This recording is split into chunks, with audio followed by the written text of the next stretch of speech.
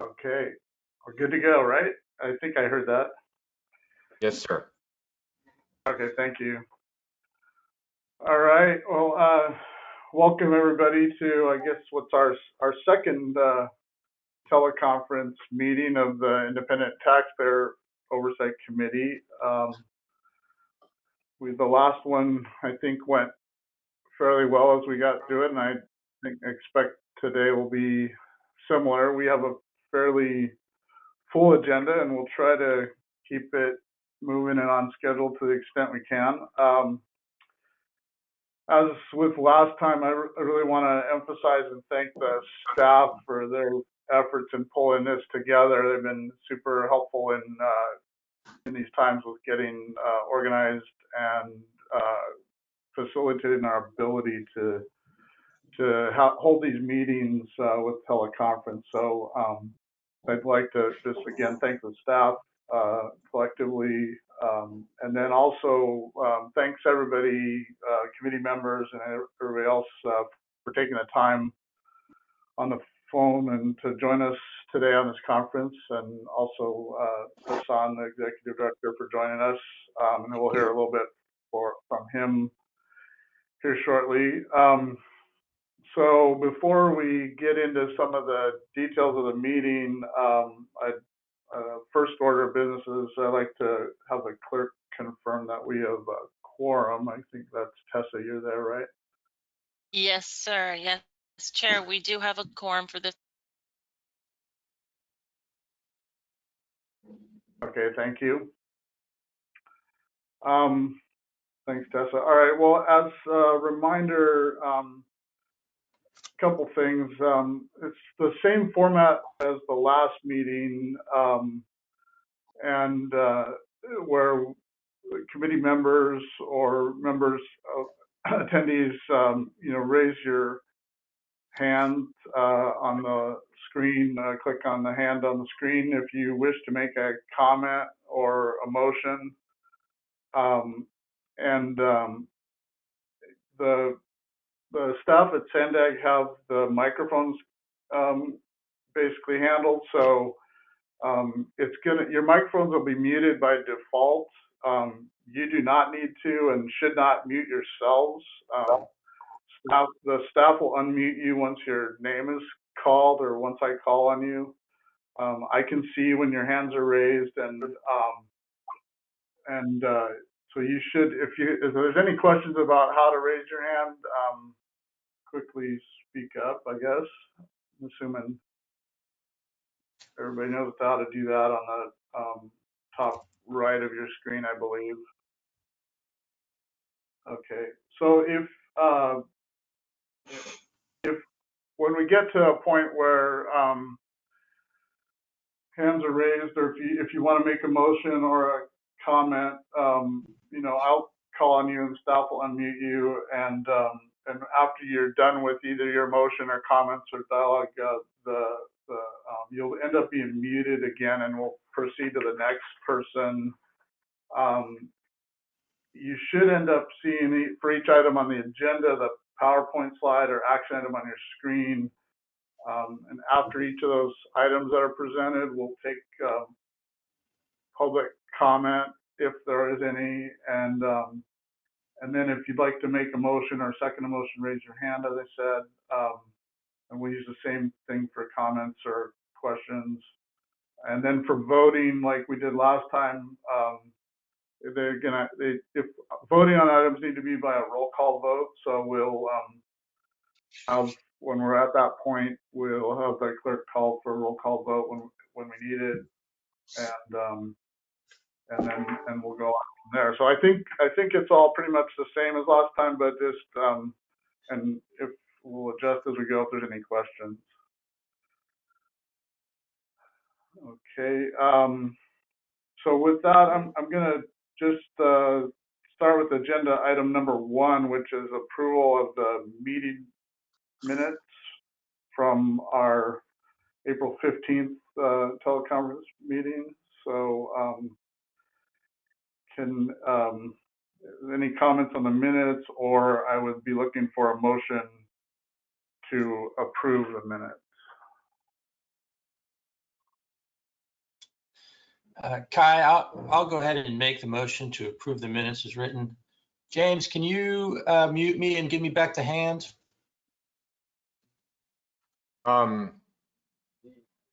Vice Chair, you're in as staff, so All right. as a How'd I do that? panelist, so you don't get a hand. Fair But I enough. do see Dustin and Stewart's hand up.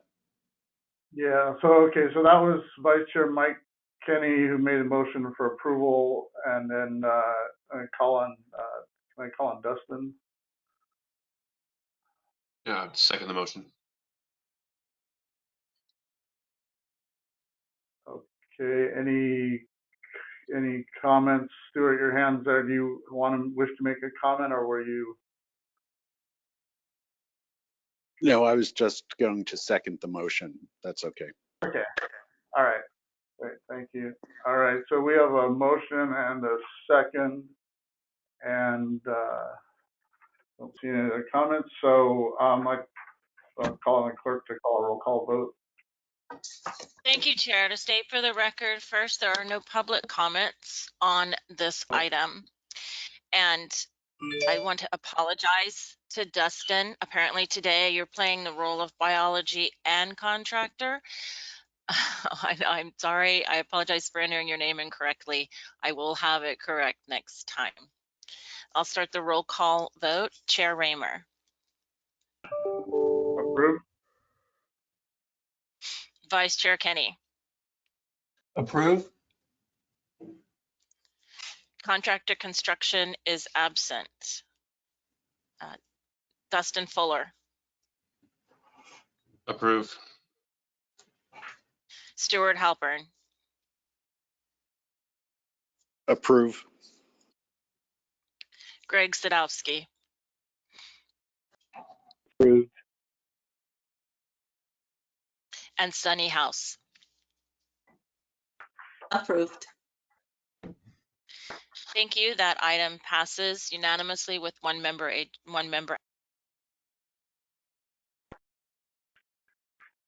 Okay, thank you, Tessa. Let's move to item number 2. Are there any public comments, Tessa, to read into the record? Any non-agenda comments? There are no non-agenda comments. Okay. Are there any non-agenda comments? Any member that has anything, comments on something not on the agenda today?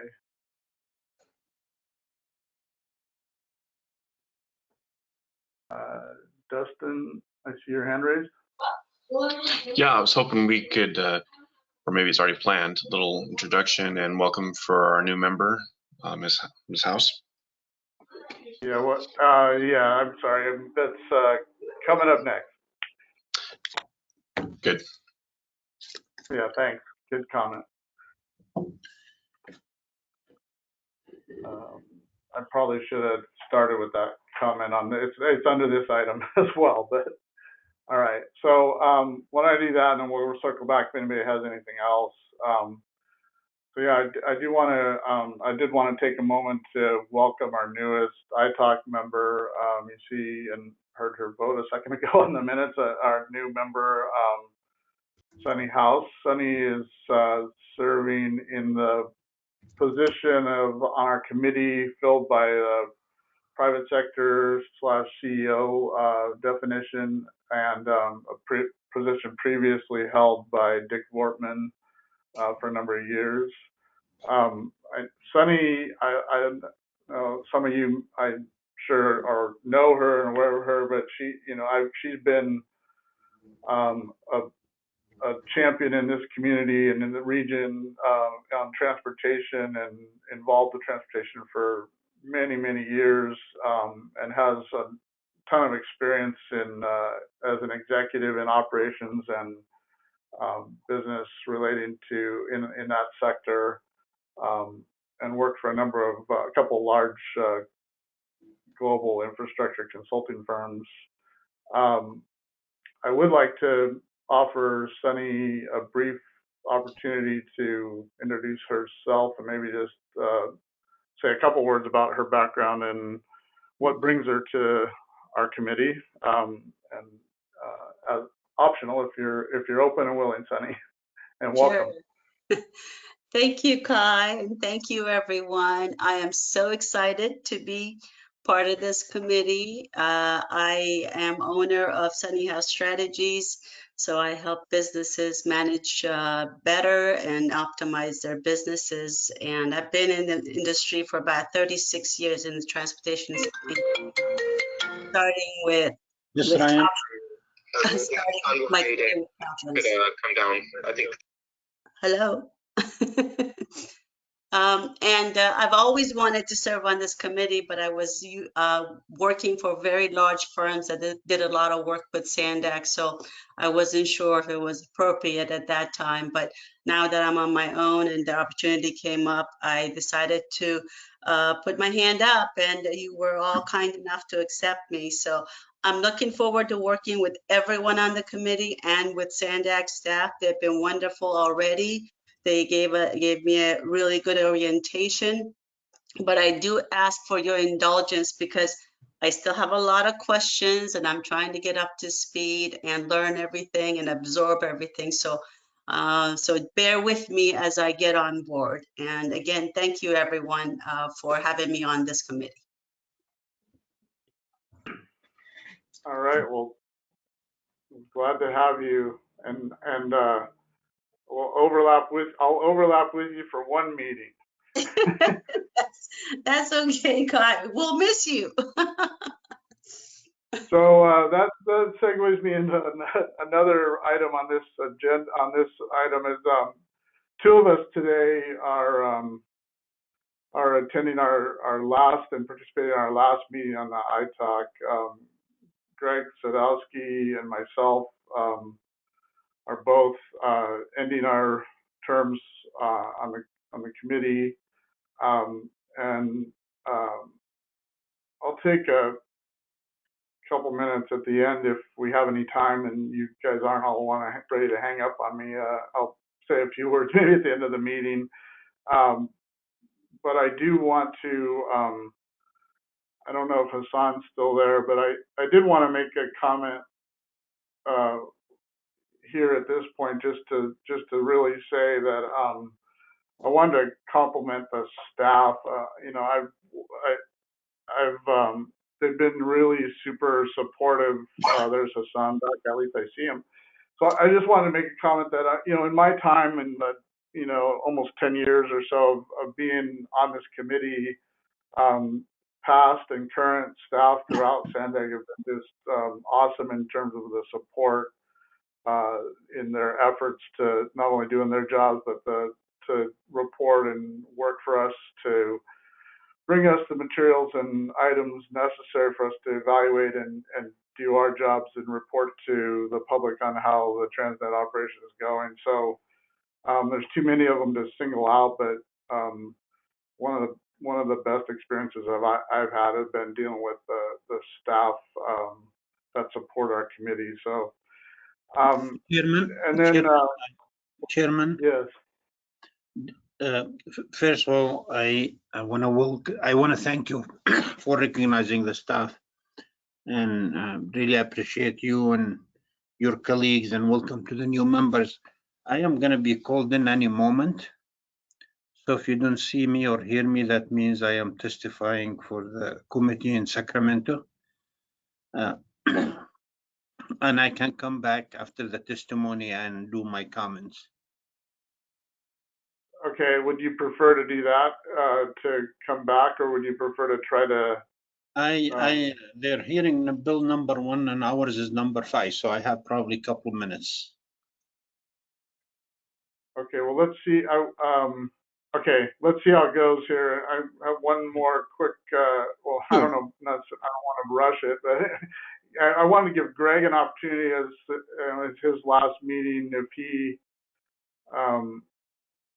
he had anything that he wanted to say, take a moment at this time to say anything, or if he had optional, if you have a few words or not.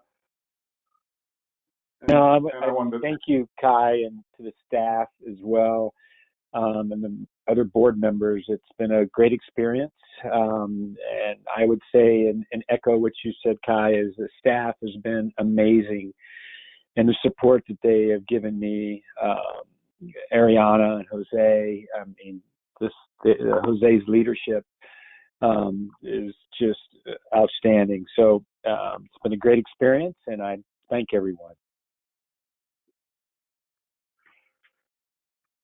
Well, thanks, Greg. Yeah, it's been great having you on the committee, working with you, and I'm sure I echo what others feel as well.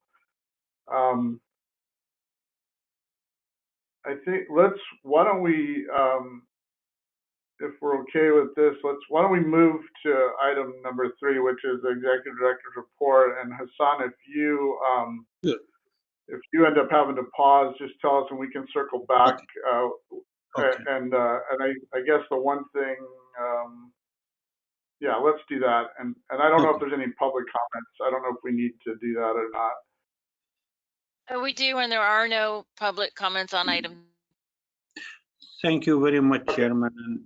Let me just say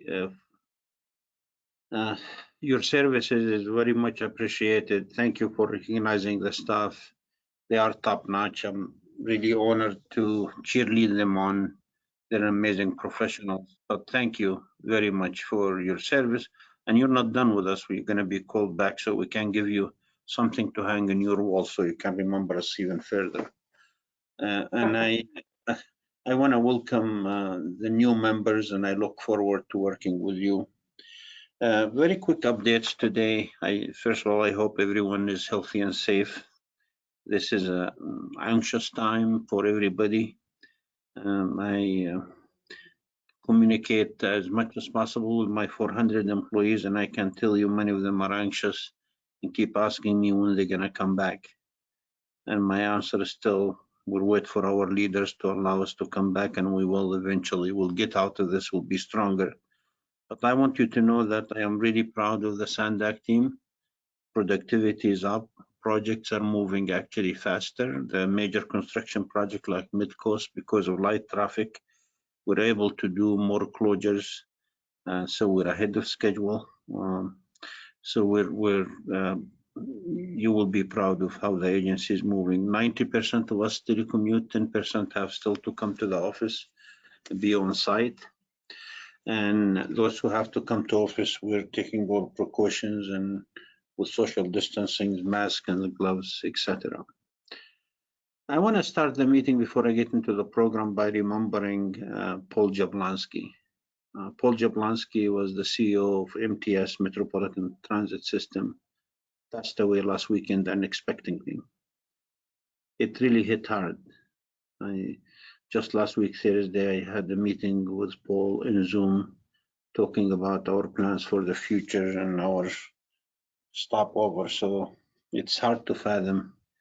Paul is nationally recognized, an amazing professional. He's been in this business for 40 years, started his career as a bus driver and went from there. The Mid-Coast, we were so much looking forward to the celebration next year when it opens, to turn it over from SANDAC to Paul and his team. We're gonna miss Paul.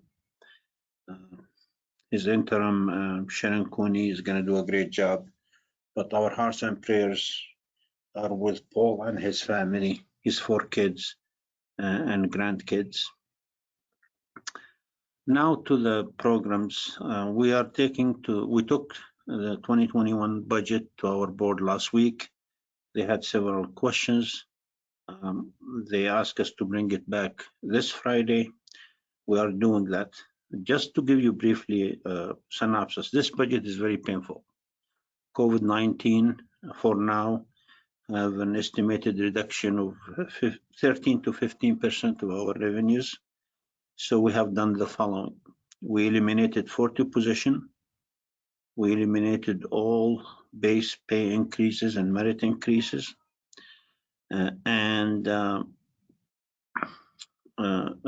We will This way, we will repurpose some programs and we will get a balanced budget that reflects the COVID-19 changes. Obviously, the COVID-19 impacts are not fully known. So we committed to come to the board every quarter to revisit the budget depending where we go.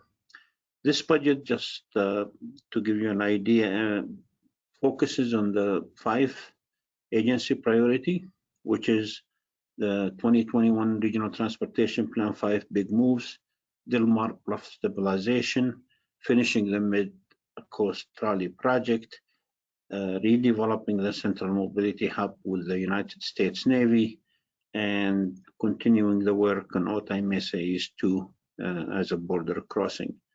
These priorities remain there. Obviously, with the reduction in staff, we have to do more with less. We gonna suffer through the year. It's gonna be a difficult year.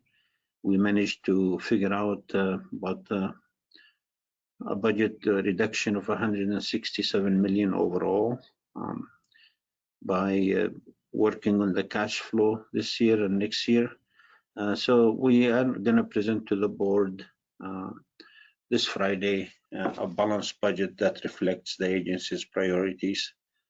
And you know, one of the reasons that we'll be able to do this and move forward and move our project forward is because we have a top-notch, amazing professionals in this agency that I am honored to work with. And this Friday also, if you're interested, you can log in into our meeting. There's going to be a great deal of discussion from economists about the state of the economy, about the recovery, et cetera, et cetera. I think will be worthwhile. These are nationally renowned experts from all over the country. After we discuss the budget, that's what's going to be 3 panels discussing these things. We're all anxious. But I assure you that the agency is doing great. The staff are anxious, but we're going to get back soon, hopefully. We are preparing for an eventual getting back slowly. It's not going to be a switch. But I'm glad to be here, glad to see you all. Welcome to the new members. And again, I want, on behalf of the staff, I want to thank you and the 2 members who are going, the chair and Rani, for the services that you have. So that concludes my report, Chairman, and I'll be happy to answer any questions. Okay, thank you, Hassan. Appreciate it. Let's see. Any members have any questions or comments for Hassan while he's here?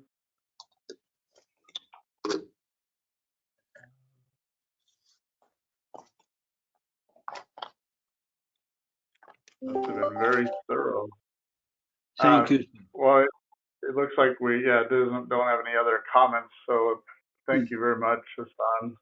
Thank you, and stay safe and healthy. Thank you. Thank you. Bye-bye. All right. So moving on to items 4 through 8, I believe, are our consent agenda. Just for Sonny, anybody new, typically we've had some of our more common regular reports that are, update reports that the committee sees put on a consent component, but clearly, if anybody has something they want to question or ask of staff or comment on, we can pull an item and have more discussion on them. So does anybody have any questions or comments or wish to pull an item on the consent agenda? I see, Sunny, your hand is raised. I just had some questions on the mini grant, and I could maybe ask staff later as well. It's just some questions. There's no major comments. Okay, we could pull that, or we could talk about that briefly before we vote. Any other comments on any of the other items anybody have?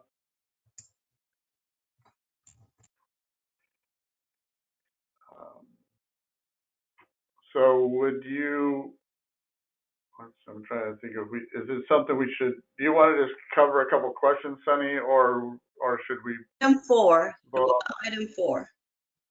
Yeah, okay. We Why do don't we do that have, first? we do have Zachary Rivera on the line, and he's available to answer questions if Okay, if we can pull that, then I just have some questions on it. Okay, well, then, we Chair, can do that. Chair, Yeah, go ahead. Yes. this is Tessa. Just a point of order. You can go ahead and have questions on the item without pulling it if you'd like. Okay.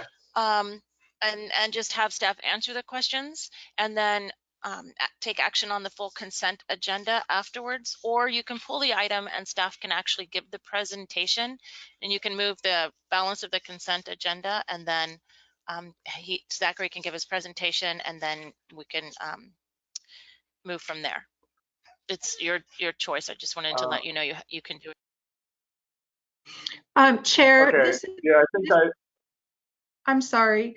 This is Julie Wiley. I'm one of the attorneys for the agency. Tessa, another point of order. It looks like all the consent items are actually information items, so no vote is needed.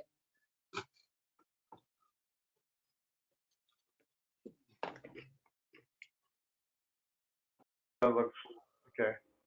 Well, let's do the form. Let's just try to answer. Let's try answering some questions without a full presentation, and go from there. So let's start with that. So,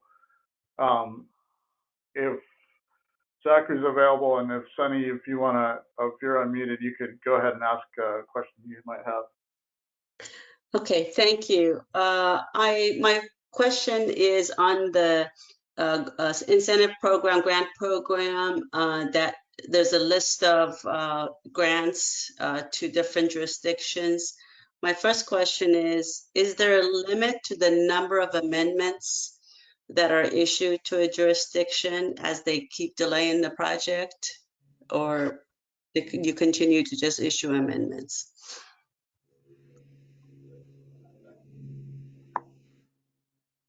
Is Zachary on? Hello, good morning, Sunny, and welcome to the iTalk.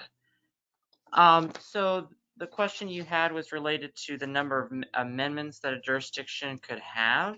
And staff can administratively provide amendments up to 6 months for time extensions per board policy 35 for non-COVID related time extensions. Related to COVID-19 time extensions, the board of directors authorized staff to provide 12-month time extensions. Okay.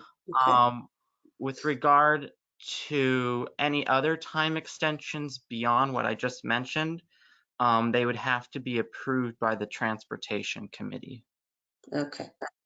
Okay, and then the contract expiration date then is the amended date?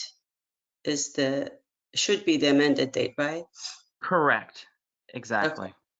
Okay, could you check some of these dates, because there are some that are past the expiration date. I think they may not have been updated, so.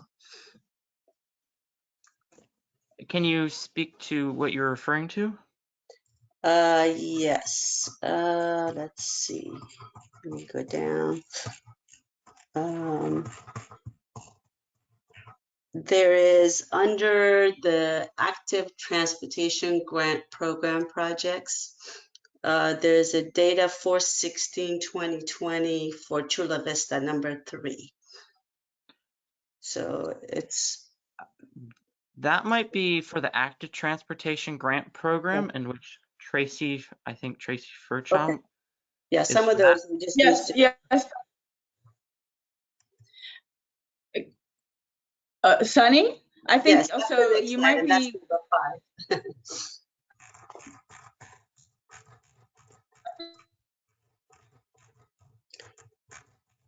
Even let's say, okay, so let's go to the incentive grant program. Let's look at that one. There is a Escondido number 5. It's not expired. It's 6/3/2020. It says project is making progress. aren't they just about done? I mean, it's only 3 weeks away. They should be in closeout and wrap up. So how do you get that information? Do you get an update from the city?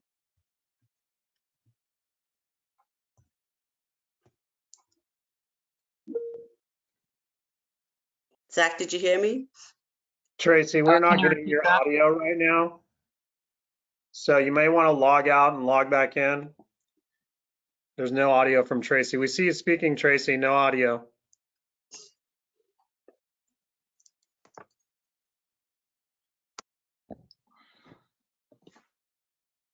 Okay, Zach, did you hear my question? Could you repeat that one more time, Sunny? For the grant program, incentive grant program, Escondido number 5, it says expiration date is June 3rd, which is only about 3 weeks away or 2 weeks away almost. So how do you, they should be basically in wrap up, they should be done. How do you get that update or how often do you get updates? So I'm the project manager for the Specialized Transportation Grant Program, and I think you're referring to the Active Transportation Grant Program, in which Tracy is the project manager for. So she would be able to answer any questions related to that. This is growth incentive grant program projects. Yeah, Sunny, this is Kai. The item Yeah. number 5, that's item number 5, and the different staff support to that item. Sorry. That's what's happening. I'm So, sorry, you're Zach, right. You're right. Yeah. Zach is fine. It's really Tracy. Yeah. So Hi, that's what Chair. I'm new, I'm learning. No worries. That's fine. So was Chair, this Tracy is able Julie to? Wiley. Hi, this Okay. is Julie Wiley again. I'm actually the director of the contracts and grants department at the agency. And so while we're waiting for Tracy to come back on, I can tell you that with regard to that particular grant, the Escondido one that Ms. House is asking about, that one I just actually approved an amendment for morning related to they're having difficulties because of COVID in getting the supplies and equipment and completing the construction. And so they did ask for an extension of time, and that amendment is due to be granted prior to the June 3rd cutoff time. Okay. All right. Thank you, Julie. Yeah, those are not reflected in the comments, so it's hard to tell what's happening. Thank you. Okay. Any other comments on the consent items? I think I might have forgot to ask if there are any public comments on this on the consent agenda. So I'm going to do that in case I skipped it. Thank you, Chair. There are no public comments on the consent agenda. Okay, thank you. And as noted by somebody earlier, all these items are information items, so I don't believe that we need to take a vote. So I'm going to move on to reports, the report section of the agenda. The first item is item 9, actions by the Transportation Committee and Board of Directors on TransNet related items. And before I call on Ariana to report on this item, I'm gonna try to get my order right and ask the clerk if there's any public comments on this item. There are no public comments at this time on item 9. Okay, so Ariana, turn it to you.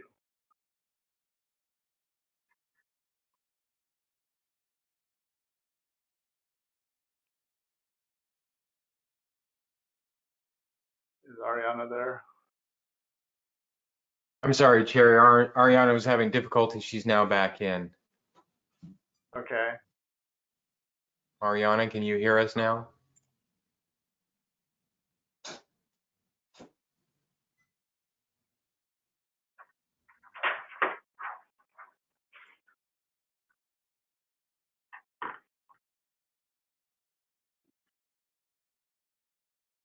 Yeah, she's connected, but I think she's having some difficulties.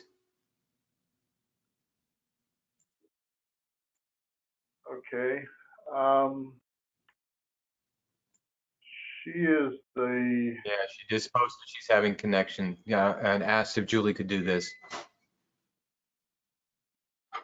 okay, is Julie prepared to do this, or would you prefer that we skip a couple items and come back to Ariana? She was at the 9 and 10. It's up to Julie. Julie Barajas? Sorry. Yeah, there we I go. think we're going to have to circle back to her. I don't have notes with me regarding the Transportation Committee and Board of Directors. Yeah, I think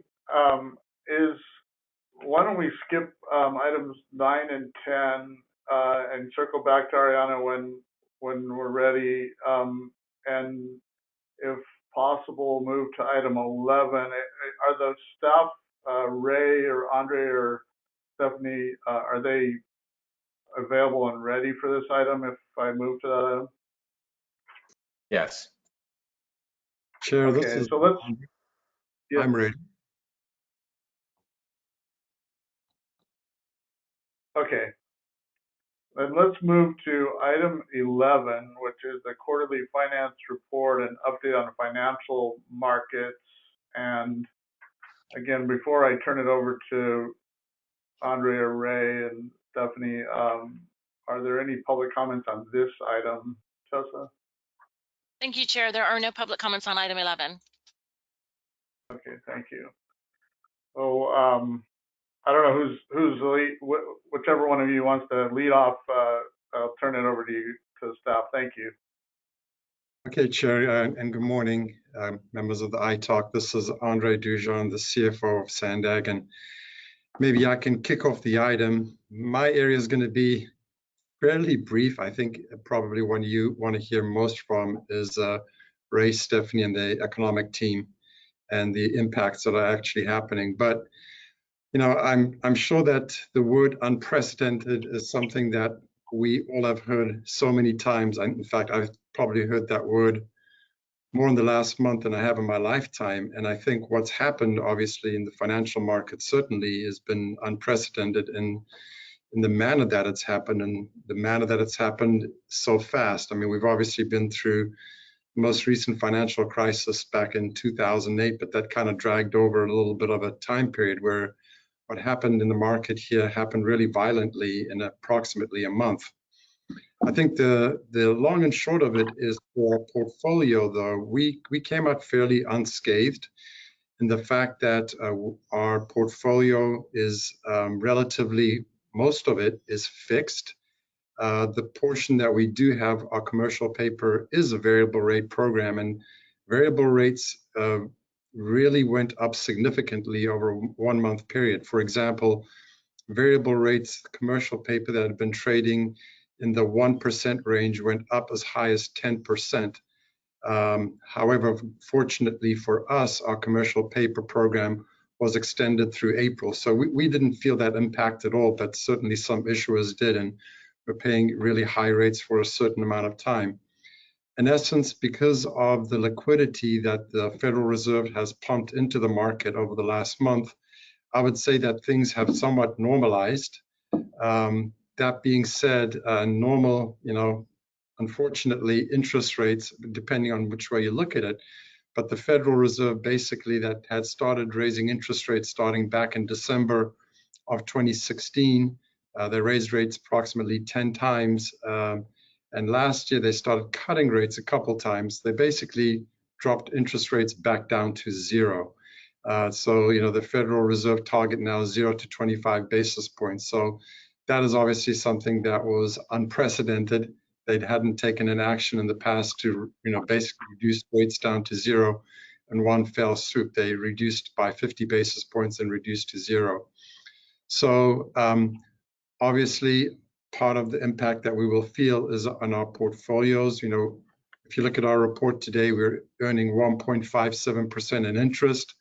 Unfortunately, as we buy new securities and our portfolio matures, we're probably going to go back to where we were back in 2016 when rates were probably in around the 30 basis points amount. So we will see reduced interest rates.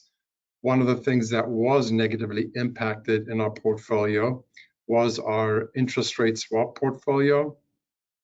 Obviously, the lower interest rates there's an inverse relationship with our portfolio, and that was negatively impacted. However, the good news is the interest rate swap portfolio is acting as intended, and the only time that we'd realize a loss is if we had to get out of them. And at this point, there is no reason for us to get out. So although off balance sheet, the numbers are down, on balance sheet, we don't have to do anything with those numbers. It's just a reporting requirement. So although they're down, it's something that will not have a financial impact to us at all. I think the one thing, although interest rates are, again, near all-time lows here, the one thing I just checked with Goldman Sachs, who was our most recent underwriter for our 2019 bonds that we refunded and the new 2020 bonds that we just issued here in February, the rates that we actually got back then were more favorable and better than if we had to go out and try to refinance today. Because although the rates are low, the base is low, investors are putting a premium because they're not really certain where things are going. And so, even though we're AAA rated, the premium that they're asking for the base curve versus what they would actually buy, our rates are higher today than when we refinance. So we were fortunate to get into the market in December, refinance part of the 2020, 2012 and 2016 bonds. We locked in approximately $93 million in savings at a low interest rate of 3.18%. Today, those rates would have been higher.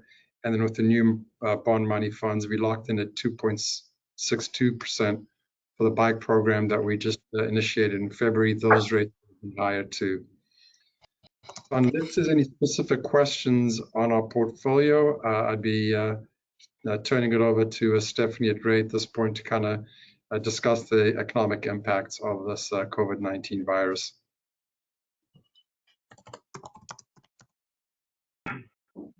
Let's see.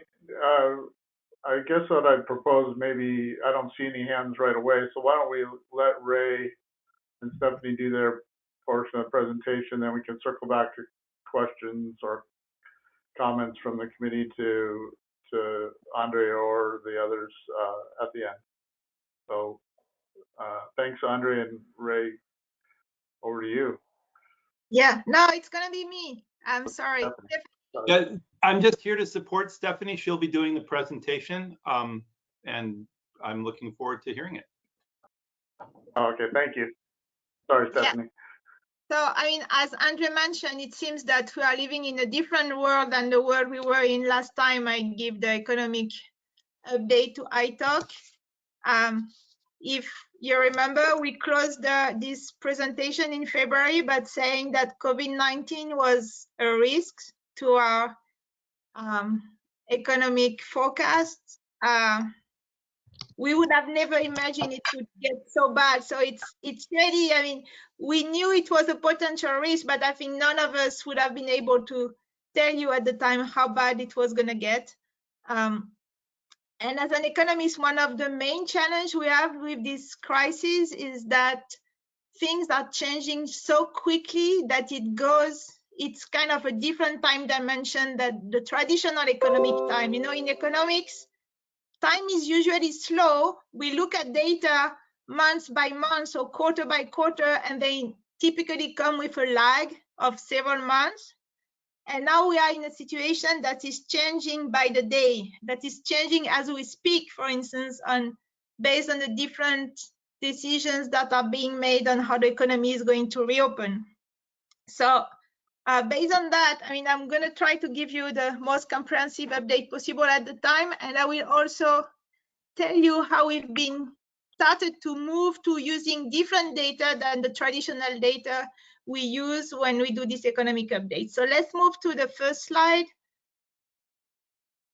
Okay, so this is an overview of the US economy. So surprise to no one, the US economy is already in recession, and on the upper left quarter, you can see the forecast for 2020 and 2021. So you have we had 2.3% growth in 2019, A few months ago, people were expecting on average 2% for 2020 and 1.8% in 2021. So just forget about all this. This has been, I put here the kind of consensus forecast we calculated using the most recent national forecast, most likely between -5% and -6% in 2020, with a sharp recovery forecasted for now by most forecasters at about 5% in 2021. So it's completely different world than the world we were a few months ago. So as Andre mentioned, there has been some strong support from monetary policy with a decline in the Fed fund rates to support the economy.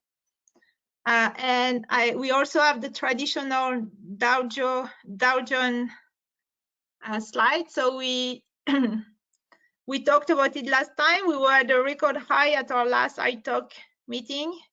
It went all the way down to 18,000 points, and now it's recovered between 24,000 points. And this is kind of unprecedented. It has never happened that it declined by so much in such a short period of time. What's important in this crisis is how quickly everything has happened. And you can see it if you look at the unemployment data that I put together. This is the increase. This is the numbers of weekly unemployment insurance claims. You have the history of this series since 1967, and you can see it's been always quite low now. I mean, it looks low, and I never exceeded 1 million a week, and it was, in fact, it's even much lower. And suddenly, on March 21st, we had 3 million unemployment claims. On March 28th, 6.8 million. And then it started to decline, but like 6.6 million on April 4, 5.2 million on April 11, 4.4 million on April 18, and then it has seen, so I had to put this slide together a couple of weeks ago. Since then, we still had twice about 3 million. So the total is not 26 million people claiming unemployment benefits. Now we are close to 34 million people in the US claiming unemployment insurance benefits over the past 6 weeks. So that's just to give you an idea. This is clearly unprecedented. If we go to the next slide, try to put some data together for San Diego. So it's tough because we need to find data that is tracking the situation, knowing that nothing is available yet in the traditional data we are using. So to give you an idea of the magnitude of the shock to the economy, I put together some data based on our VMT, so vehicle miles traveled, and you can see on the upper left side of the slide that in April, we were like 50% below the travel during normal times. And it gives you an idea. I mean, if people stay at home, it's because either they can work from home if they are lucky, but it's also because many of them have lost their jobs and they don't go shopping, they don't go to parks, they don't go anywhere. You can see also on the upper right side, the traditional now Google mobility data. It shows you some of the areas that have been the most affected, and it's visits to restaurants, coffee, shopping centers, museum, libraries, movie theater. All this was 50% below what it used to be in normal times by mid-April. So this has two strong implications. First, unemployment has increased by a lot. So we don't have official data for San Diego now, even for April. Our estimate when I put this slide together was that by mid-April, most likely we were around 20% unemployment in San Diego, knowing that in February we were at 3%. So it has increased 7-fold, and most likely now by mid-May, according to our estimate and the data we are using, it's closer to 28%. As a result of all this, taxable sales have most likely been heavily impacted. I think this is the one you see on the lower right side is something we represented to you about a month ago. This was our estimate about how taxable sales were going to be affected, depending on whether we were going for 2 months lockdown or 3 months lockdown. So since then, we have continued collecting data, and if you can move to the next slide. So we've been using data from credit card, debit card spending data. We've been using mobility data on many different sectors. And so far, our analysis as of today suggested that in March, our taxable sales were kind of 23% lower than they would have been without the COVID, and in April, minus 43%. So it's quite close to our initial estimate. What you see here is that one of the reasons why April turned out to be slightly better than what we thought, we estimated 50% down, it's minus 43% in our most recent estimate, is because after mid-April, people started to receive the stimulus checks and they have been spending them. Especially people with low income, there have been some studies showing that for every dollar they receive, they spend about 45 cents in the first days they receive the stimulus checks. So this has helped supporting our taxable sales in the second part of April. Now, what is going to happen in May is a different story. The economy is reopening, but very slowly. So we're going to continue monitor this data. We are clearly not in a 2 months only lockdown scenario, but we are not in a full 3 months lockdown scenario. We are kind of in between. And most likely this is gonna, even if May is higher than it could have been in a full lockdown scenario, most likely June, July, and August are still gonna see some impacts of COVID-19 related restrictions. Plus you have all these people that are now unemployed. They don't have, some of them have very limited revenue, and this is also going to affect spendings. The last chart I want to go, so on the next slide, we have been continuing to monitor our forecast against the national forecast. So something weird happened here, but in any case, okay, sorry. Yeah, no, it was something went wrong with the animation, but it's okay, I can explain. So what you can see, the dark dotted line, the black one is our main scenario as of now, where we're looking at the 3 month shutdown with a kind of moderate recession and what we call a V-long recovery, which means that we will be back to baseline by 2023.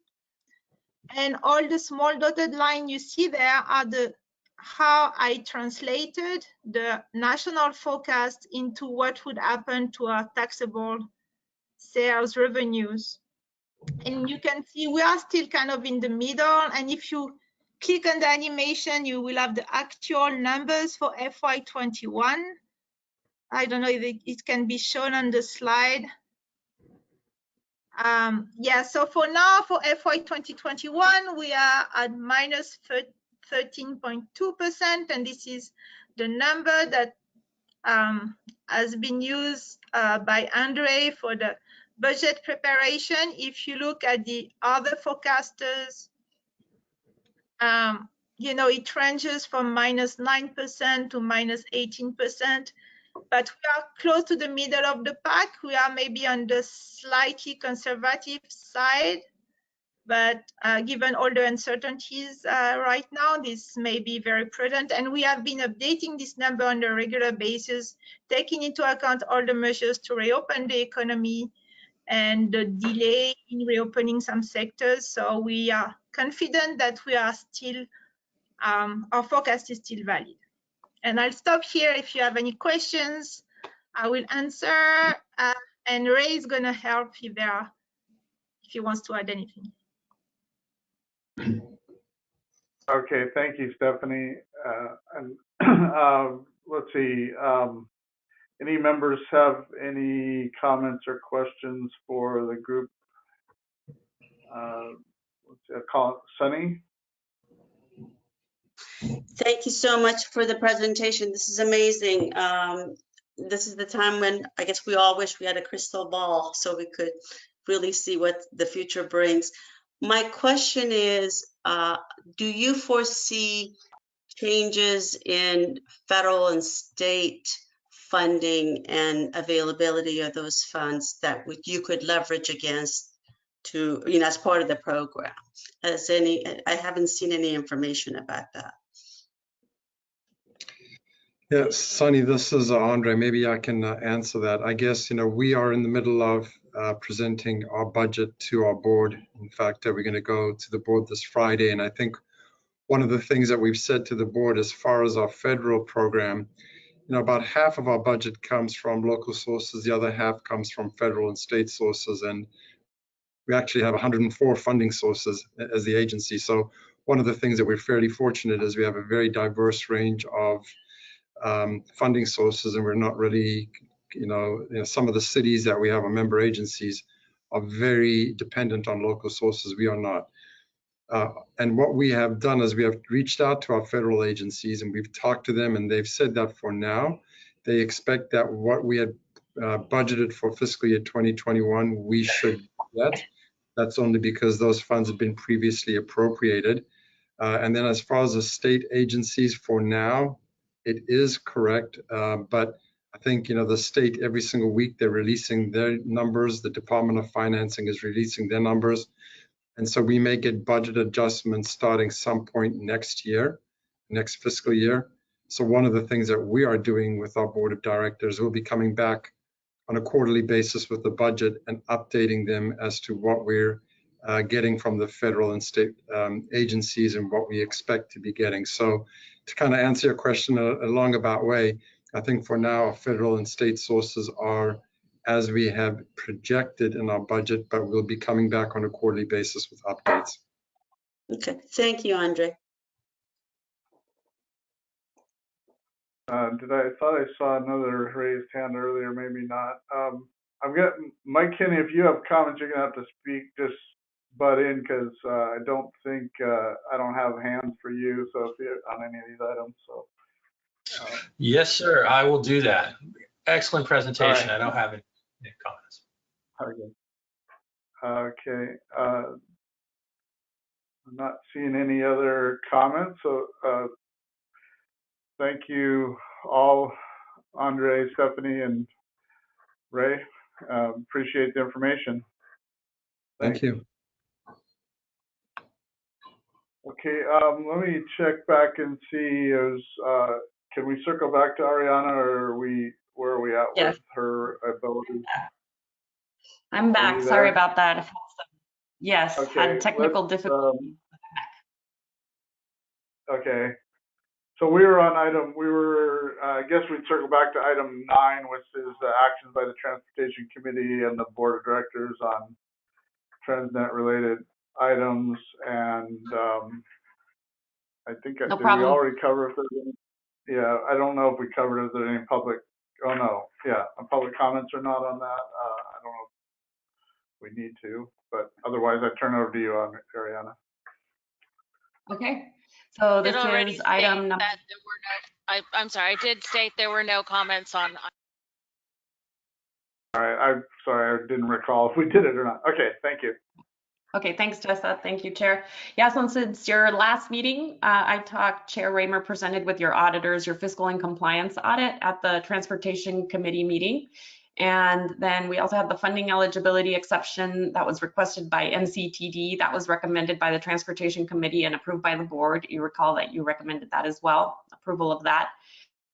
And on April 24th, the selection committee for the ITAC met, and they selected 2 new members to serve on the ITAC. As you heard earlier, that includes Sunny House for the private sector CEO position and Les Hopper for the licensed engineer position.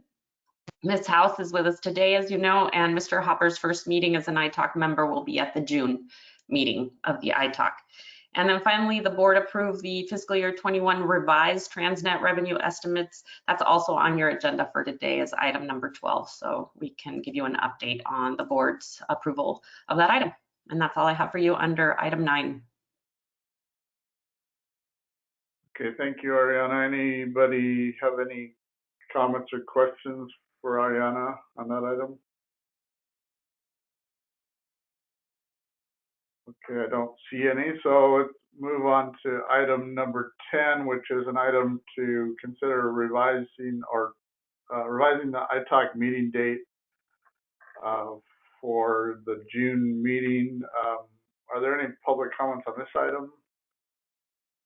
Thank you, Chair. There are no public comments on item. Okay, thank you. So Ariana, you want to cover briefly why we were doing this or proposing this? Absolutely, yes. I would be happy to. So you may recall that because your March meeting was delayed, we typically bring in March to you your fiscal and compliance audits for the draft of those for your acceptance. And we had to push that date out. And so there's also this requirement that the TransNet ordinance has that says that, you know, after you present your fiscal audit, your draft fiscal audits to the Transportation Committee, there's the 60-day requirement. After which point you can, as the ITAC, accept the final of those fiscal and compliance audits. And so if we were to keep the original June meeting date, we would not be able to go ahead and have you accept that because we wouldn't meet that 60-day. We would have to push that acceptance out to July. So we wanted to check in with you and to see if we can move that date to June 17th. We did a quick poll. It seems like most members are all are available. So we would like to ask for your approval to revise the June ITAC meeting date to June 17th. Okay, thank you. Let's see, Stuart, you have your hand raised up for a motion or a question? Let's call him Stuart. That is a motion to approve and change the meeting date. Okay, thank you, Stuart. Looking for a second to that. Raise hand. Sunny? I'll second. Okay, any other comments on the item?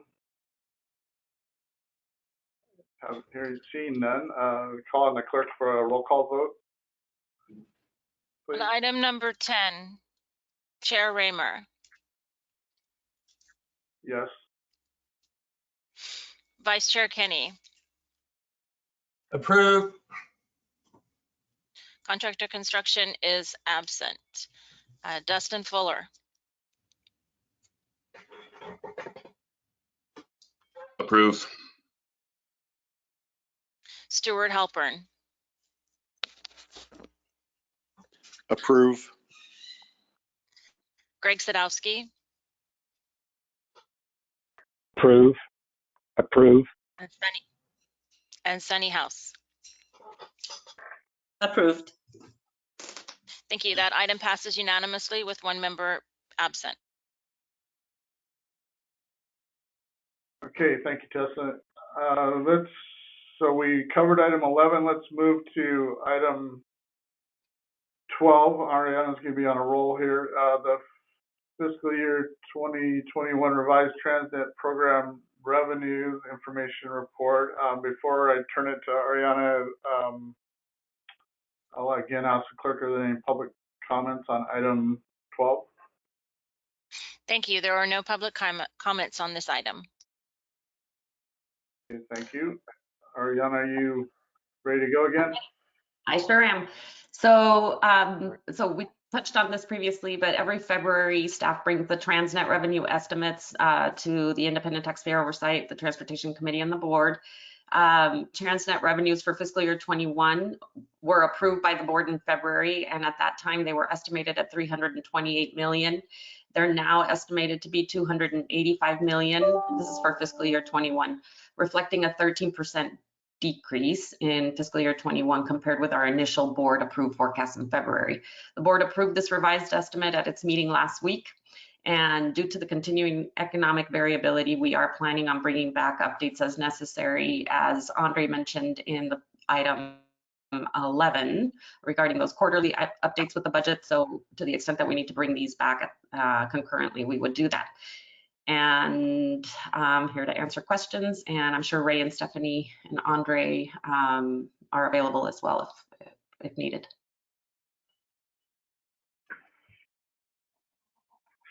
Okay, thank you, Ariana. Any comments from the group on, or questions from the committee for Ariana on this item?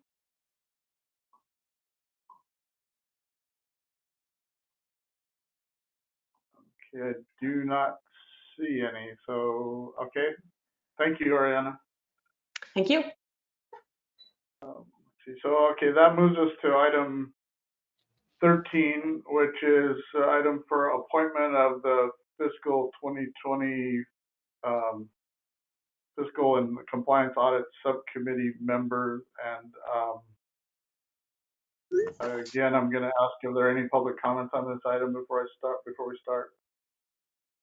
Thank you. There are no public comments on item 13. Okay, thank you. So I believe Samuel is here to present this item and cover this with us. Is that correct, Samuel Deesh?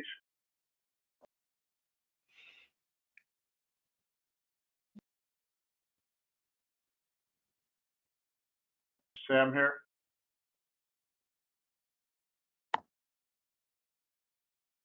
Yes, I am here. Good morning, everyone. My name is Samuel Dice, and I hope you're all doing well. So the TransNet FY 2020 fiscal and compliance audit process is scheduled to begin on July 1, 2020. The ITALC is asked to appoint no more than 3 voting members to serve on its FY 2020 fiscal and compliance audit subcommittee. Usually, the draft FY 20 agreed upon procedures will be sent to the auditors. The auditors will then incorporate any updates or changes she may have. She will then forward it to the subcommittee members for any comments or updates. The final agreed upon procedures will then be presented to ITALC in July. So any takers for the subcommittee members? So I think I have this right, but just for information for the group before we call on folks, I think the current or the last committee to do the preceding time was Stuart, myself, Tracy, and Dick, just for information. So I guess by show of hands, any comments on recommendation for the committee or interest to fill the committee? Stuart, I see your hand raised. You want to start?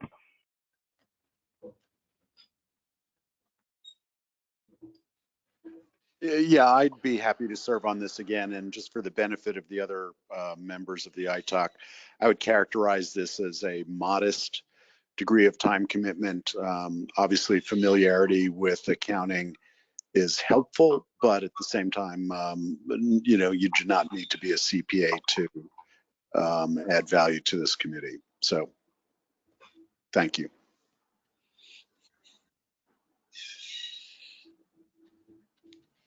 Any, Tracy, I'll call on you. Hi, it's Tracy. Although I'm not a voting member, I'm certainly willing to participate as I have in the past. Great.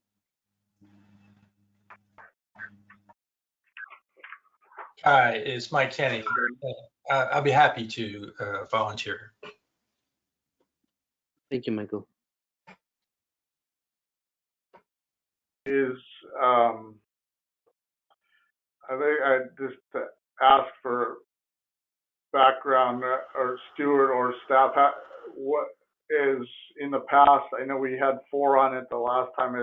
What is there an optimal number that we look for or feel is most productive to this effort?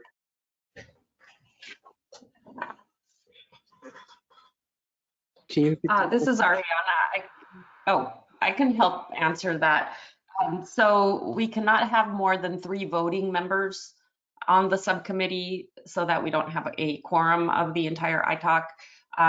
That said, there's nothing, that says that we can't have less than that. So you can have 2 or you can have 3. Of course, in the interest of, getting other members kind of up to speed and kind of passing on that institutional memory to others, it is probably a good idea to have 3 voting members. Okay.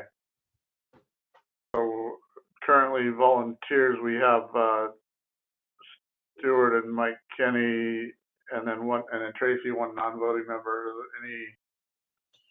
Anybody else interested to throw their hat in the ring?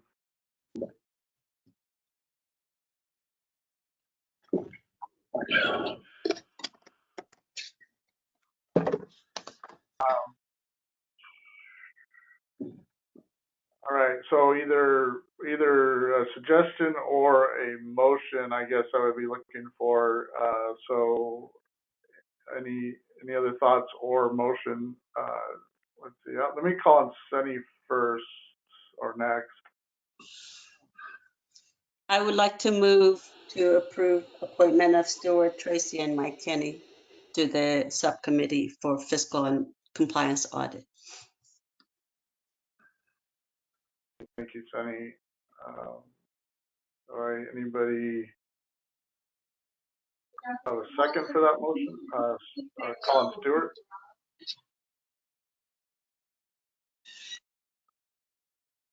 Whoops. Aye. There you go. So I missed, if Stuart said something, I missed it. I will second the motion. All right, thank you. I don't know if that was just me but thank you. All right, so we have a motion and a second. Any other comments or not seeing any? I'll ask the clerk to take a roll call vote on the motion. Thank you. On item number 13, Chair Raymer. Approve. Vice Chair Kenny. Approve. Brad, contractor construction is absent. Dustin Fuller. Approve. Stuart Halpern. Approve. Greg Sadowski. Approved. And Sunny House. Approved. That item passes unanimously with 1 member absent. Okay, thank you. Okay, so we're keeping with the theme of subcommittees. We'll move to item 14, which is a selection of the fiscal year 2021 triennial performance audit subcommittee. And before we discuss that item, I'll ask the clerk if there are any public comments on this item. Thank you. There are no public comments on this item. Thank you. So Ariana, do you want to give a brief background on this item for us? Absolutely, I'd be happy to. So you actually already have a fiscal year 21 performance audit subcommittee that has been, as you know, this performance audit actually is getting ready to kick off here.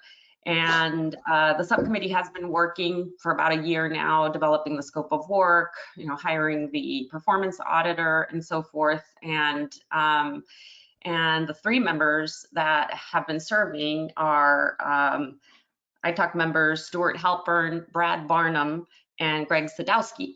And then unfortunately, recently, Greg Sadowski informed us that he will no longer be serving, so we will miss him. But in the interest, again, of passing on, the knowledge and of how this performance audit, since it only happens every 3 years, if the ITAC would like to appoint an additional member, so then it would be members Barnum and Halpern, in addition to someone else that may be interested in rolling up their sleeves, getting the hang of this one, then we would ask the ITAC to appoint one member to serve on one additional member on the fiscal year 21 TransNet Triennial Performance Audit Subcommittee.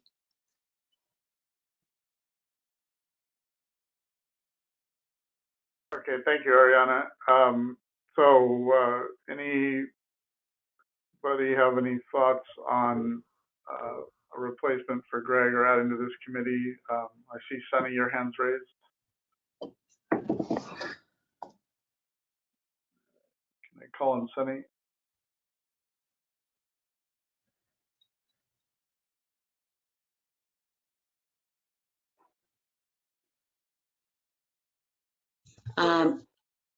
Thank you. Kai, I would be happy to serve on this committee if everyone is approving. Okay, thank you. Anybody else have any interest or thoughts or questions? Or alternatively, I would be looking for a motion on this item. Kai, it's Mike. I will make a motion to appoint Sunny House to the Triennial Performance Audit Subcommittee. Thank you, Mike. Do anybody wish to second Mike's motion?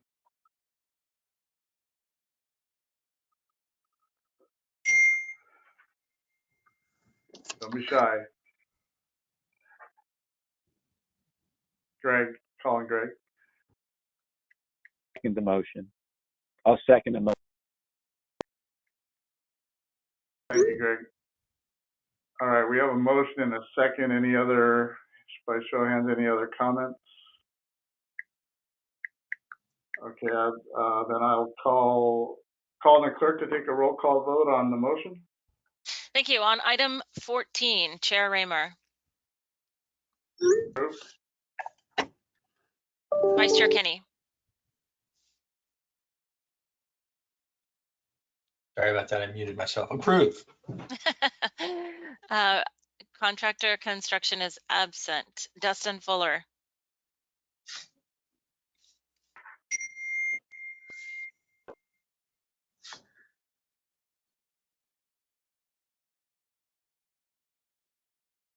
Approve. Thank you. Stuart Halpern. Despite feeling that Greg is irreplaceable, I approve. Greg Sadowski. The irreplaceable one is approving this replacement. And Sunny House. Approve. I guess I have big shoes to fill. Apparently. Thank you. On item number 14, it passes unanimously with one member absent. All right, thank you. All right, so now we're at, guess by my scorecard here. Okay, we're at item number 15, which is our draft 2020 ITAC annual report.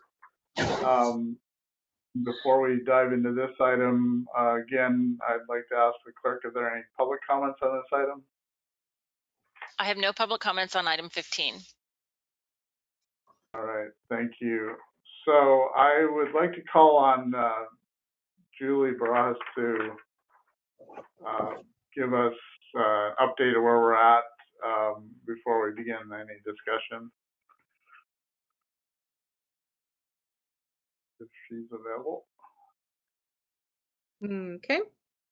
So good morning, everyone. Good morning and welcome, Sunny. For the benefit of our newest member, I'd like to provide a brief overview of this item.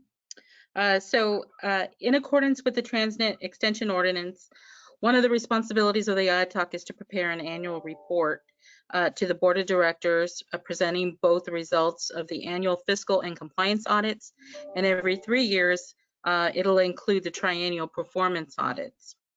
So because the annual report belongs to the ITOC, a 3-member subcommittee is selected among the voting ITOC members. The subcommittee directs staff on the items to be included in the annual report, in addition to the fiscal and compliance audits and the triennial performance audits. Typically, the work begins in January and concludes when the final report is presented to the board in the June-July timeframe. So with that, since the April 15th ITOC meeting, the subcommittee continued to provide comments and suggestions on the report.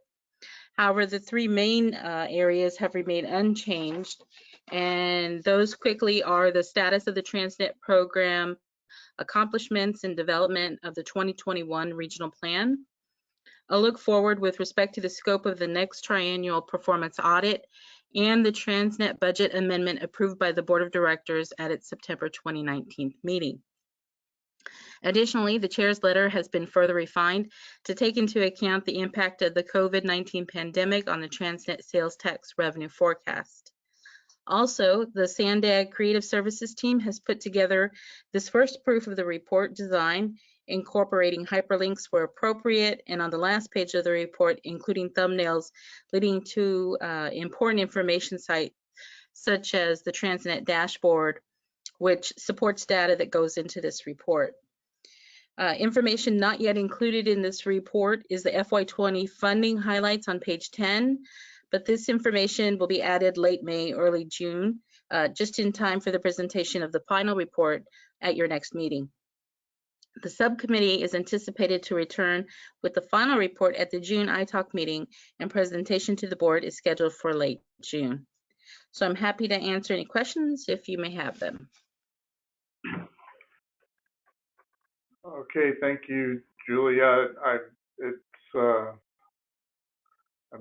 looks really, I'm looking through it, I appreciate all the work that's gone into it, and it looks very professional and very complete with a lot of items. So I appreciate the work that's gone into it. Any comments or questions from members related to the current draft? And like I said, I think there's an opportunity now and then between now and the June meeting to before they bring the final back, so there's an opportunity to give some feedback at this milestone.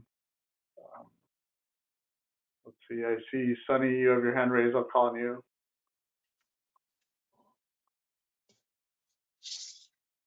Thank you, Kai.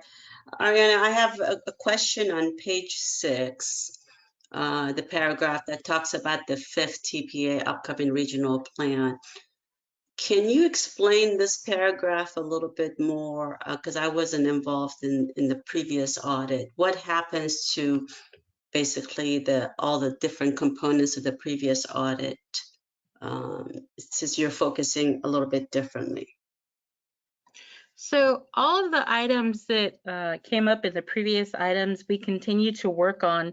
They don't just get stored and then, you know, it's done, we forget about them.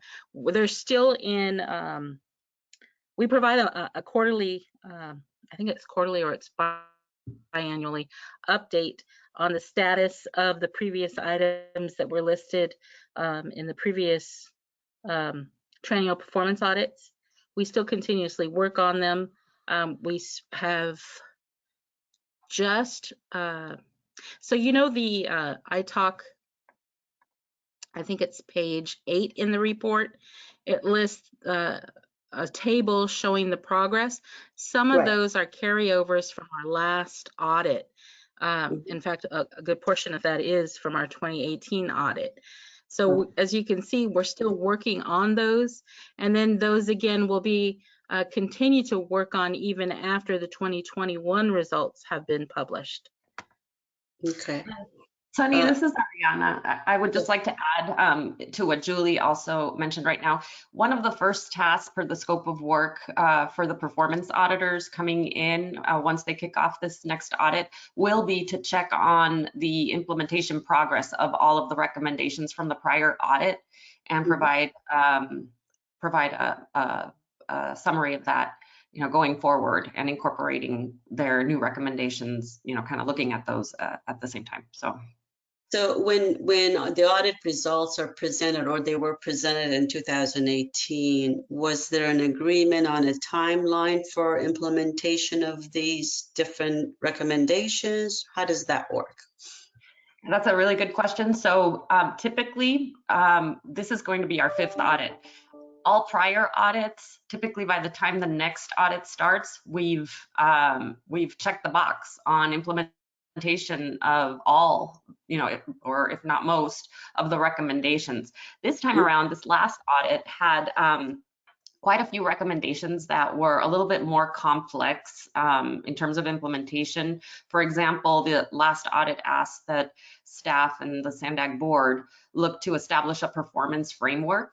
And many of the other, that's one recommendation, and many of the other, 20 some recommendations tie back to that performance recommendation that talks about establishing a performance framework.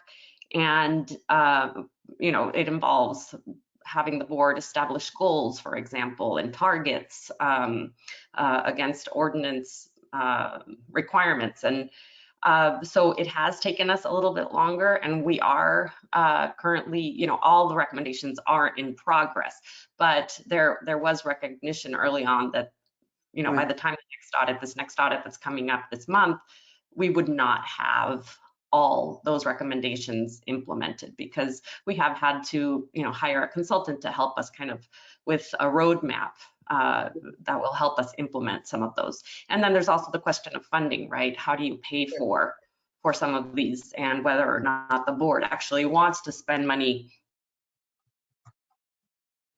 on something like, establishing a performance framework, when you could also put that money towards perhaps a capital project. So all of those discussions are happening and also yet to be had. So you'll be seeing more about that as we move forward. Okay, and I have one final question. When I look at this report, and if I'm, the public, and I want to know how SANDAG is done in delivering the TransNet program and the specific projects that may have been identified in the ordinance, I don't see a summary. Is that something that will come in there later? I mean, that shows what SANDAG has actually completed from the transit ordinance. I see projects done, but compared to the original list of TransNet and I guess projects that were actually specifically identified, how do you show how much work has been actually completed versus what's left to be done? We do that several ways. So the audit itself actually looks at all the projects, the universe of projects, tying every single one back to the ordinance. And then remember, as we've moved forward, some of those projects have been segmented. So it starts with a certain number of projects, and we have, more. And then we keep that list, that universe of project list, up to date as well. And that is used to inform the dashboard, the TransNet dashboard, and the Keep San Diego Moving website. And so those are just some ways that we do that. We also have on our website, we update the map that I believe we shared with you at the orientation earlier this week, where you can see, the projects that have been completed, the ones that are in progress, the ones that are remaining to be completed as well. And so, so those are just some of the ways that we keep the public and the board informed, as well as yourself. I understand that, but I mean, as far as a document, this as a standalone annual report document, is there something that goes in here that says this is where we are, a snapshot of where we are with the TransNet completion or delivery? I think that's something we can look at. We'll take that comment and we will look at ways to incorporate that, assuming the ITAC would like for that to be incorporated into the annual report. We can certainly take a look at incorporating that. Okay, it's just, to me, that's where I would want to know, is the ITOC is doing its job and reporting on progress, and this is something that shows a snapshot of where everything is, that can then improve upon the following years in every annual report. So that's just a comment from me. Thank you. Okay, thank you, Sunny. And anybody from the committee, the subcommittee that worked on this report is Dustin, Michael, and Stuart. Anybody from that group have anything to add to? Or I see Stuart, you have your hand raised. I'll call on you. Yeah, just in response to the very good question that Sunny asked. In the past, in the annual report, we did have a percentage of projects completed, a little bit of a section and graphic.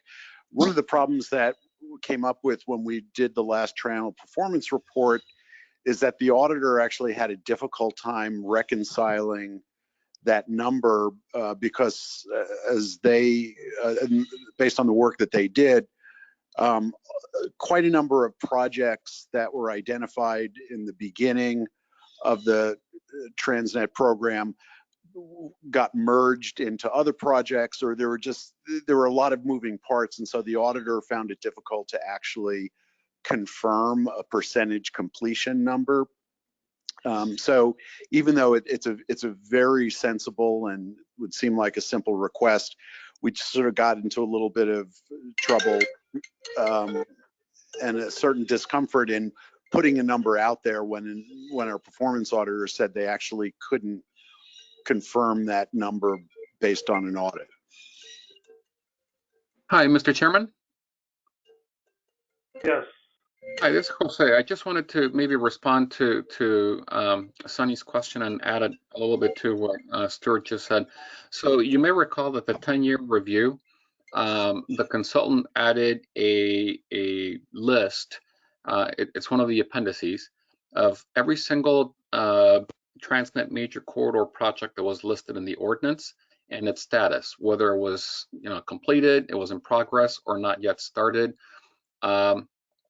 Maybe one way, it's a pretty long, and it's just because of the complexity of the program, it's it is a complex looking table, but it's the most comprehensive table that we do have.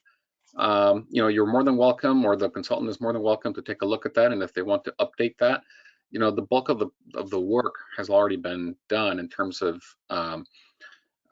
sort of looking at the inventory of projects and where they stand. So it would just be a matter of updating that. So that's just a recommendation if you're interested in pursuing that. Okay, thank you, Jose. So would, I know the committee and staff working on this,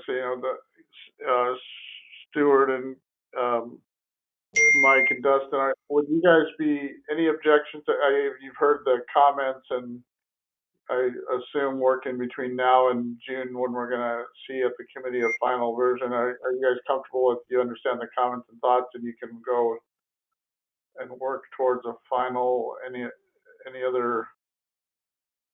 objections to that process, or any other thoughts or comments from the group?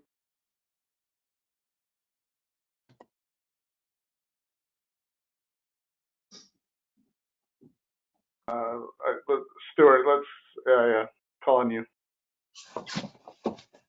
Yeah, I mean, we could certainly look at the chart that Jose referenced and consider including it as the most up-to-date accounting, if you will, of projects and their completion status, or look at, and I can't recall if we've used that in the past or not, but if it is a very long and detailed chart, perhaps just provide a link to where it exists on the SANDAG website.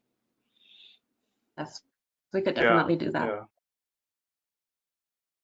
Yeah, that makes sense. Okay. Let's see, any other discussion or comment on this item? Feedback? Dustin Fuller has his hand up.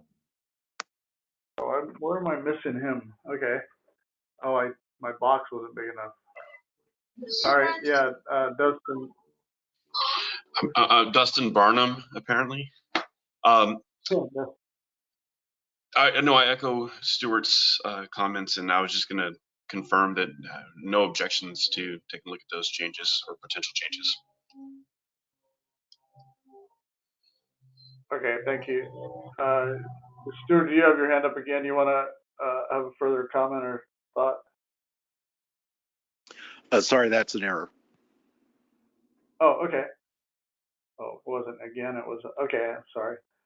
All right. And I assume if anybody looks at this in more detail here in the next coming days or whatever, who the committee is and the staff, you can provide feedback independently, I suppose, if you think of something. I see, Sunny, you have your hand up again. You have another thought or question? Thank you. I just wanted to say I appreciate you at least considering this comment. I like the idea if it's long, just reference a place where they can find this information, but it just helps kind of put in perspective what SANDAG has really been able to accomplish and that we're keeping our promise to the taxpayers. So thank you. All right, thank you. All right, last call for any discussion or comments before we move on. Seeing none, I had to make sure I expand my list here, so I'm not missing anybody. Sorry about that earlier, Dustin. Let's see. So where are we at with time? We're right about on time. Great. The next couple items are a couple update information items on a couple of the major projects going on in construction and how they're moving during the COVID-19 pandemic. The first one, item 16, is the Mid-Coast Corridor status update.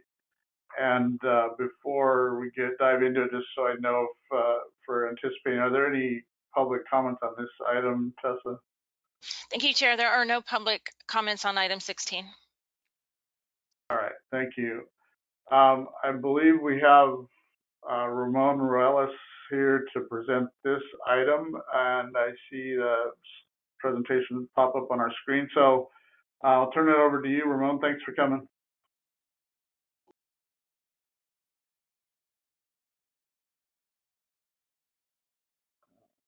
Well, good morning, Mr. Chair and ITOC committee members, and welcome, Sunny, to the committee. My name is Ramon Ruelas, and I am the Mid-Coast Corridor Director, and will be providing you with an update of the Mid-Coast project through the lens of the COVID-19 pandemic. Next slide, please. So most of you by now are likely very familiar with the scope of what the project entails, but the LRT extension is an 11-mile extension that extends all the way from Old Town up to the UTC community. We are scheduled to start revenue service in fall or late 2021, and our budget is slightly less than $2.2 billion. Next slide. So the schedule shown on this slide remains unchanged from our last presentation. To date, there have been no significant adverse impacts to construction operations due to COVID-19. The project is still on schedule. There have been some minor delays to non-critical activities. We have received a force majeure notification from our contractor, which basically just puts us on notice for potential impacts associated with COVID-19.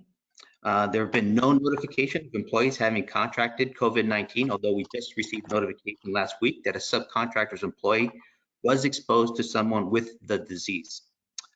There have been no supply chain issues impacting the project and no labor shortages either. Next slide. Now, our contractor has been very proactive in their approach towards safeguarding the health and well-being of everyone. The changes they've implemented to address COVID-19 include placing signs throughout the job site advising people that the site is closed to the public and that the contractor is taking measures to comply with guidelines to combat the spread of COVID-19. They have implemented social distancing practices. They've increased the number of hand washing stations at each of the work sites. They have conducted several construction briefings each morning rather than one big one, just to make sure that they limit their crew sizes to attendance of 10 or fewer. All crew members and staff are required to wear face coverings while on site, whether working or on break. The field engineers are working primarily out of their trucks and visiting the field offices only when absolutely necessary. The office staff for our contractors are teleworking, and those that do report to the office are reporting on alternate days. So they have staff that reports on even days and staff that reports on odd days as well. There's a strict no tolerance policy that requires all staff members and crew members to cease working and remain at home at the sign of any symptoms, no matter how minor. All symptoms must be cleared before returning to work. Our contractor has also recently placed an order for a quantity of non-contact infrared thermometers, recognizing that that is something that is being recommended as guidance too. So they've actually done that, but I don't expect that they'll get that relatively soon. I think there's a rush for them at this time. Next slide. Now, as you might expect, the governor's stay-at-home order to help combat the spread of COVID-19 has greatly reduced the number of people that are out and about. Transit and commuter rail service has been dramatically reduced. The number of average passenger rail trains passing through the project limits during the work week have cut approximately in half, from 48 trains to 24 trains a day. The reduced traffic and train travel has allowed work to continue with fewer impediments, thereby increasing efficiency and not having to stop work when the trains go by. This is slightly offset by the fact that, as I mentioned before, that the crews, they can only conduct their morning briefings with just 10 people at a time. So it takes a while to go through each morning briefing. So that does have somewhat of a negative effect when it comes to work. The stay-at-home order also closed school campuses throughout the entire state. So with students no longer attending class at UCSD, our contractor has been allowed the opportunity to work expanded hours from 7 o'clock in the morning until 7 o'clock in the evening. Next slide, please.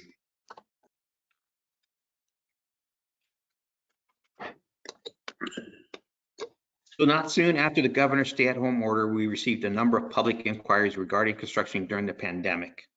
Now, to help keep people better informed, our public outreach team has launched a social media campaign to better educate the public of the safety measures that are being taken to help keep crews, staff, and the public safe while work continues. Now, this slide just shows some examples of what's included as part of that social media campaign. Next slide. So moving on to this past quarter's accomplishments. As I mentioned before, we've not been impacted significantly as a result of COVID-19. All the false work that was placed along the trolley alignment has been completely removed. We opened up the second heavy rail bridge over the San Diego River. We started construction of the trolley station parking structure at Nobel Drive. The trolley underpass at La Jolla Colony is nearing completion. We also removed the heavy rail shoe fly just recently at the trolley flyover. Station and platform construction is ongoing. That continues. The track work continues as well. We are approximately 75% complete with laying the track for the LRT extension. And catenary signal systems work also continues. So moving on to some of the photographs to kind of represent the accomplishments. Next slide, please. So I'll try and show some of these photographs that kind of show before and after situations. So this photograph is an aerial picture of the crossing, the southern crossing of the viaduct over Interstate 5. And you can see that the false work is still in place. The deck has been poured, but there's still false work in place. Next slide, please. Another place where we had false work up was along Genesee. specifically near the UTC shopping center. This is a before picture before it was taken down. Actually, they're in the process of taking it down in this photograph. Next slide. And this kind of shows it where it has been removed. So we've made significant progress as it relates to the viaduct. Next slide, please. I mentioned before that the San Diego River, the second heavy rail track was opened up to train traffic. That project started in fall of 2016. The first new bridge was completed back in February 2018, and the second bridge was just recently completed in February of 2020. Now, this project completes the double tracking along the southernmost segment of the Los Angeles corridor. The passenger and freight trains can now travel continuously in each direction along a 7-mile stretch of railroad that runs from Garnet Avenue or Balboa Avenue to the Santa Fe Depot in downtown San Diego. Now, this is allowing for more safe and efficient travel while moving people and goods throughout the San Diego region. Next slide.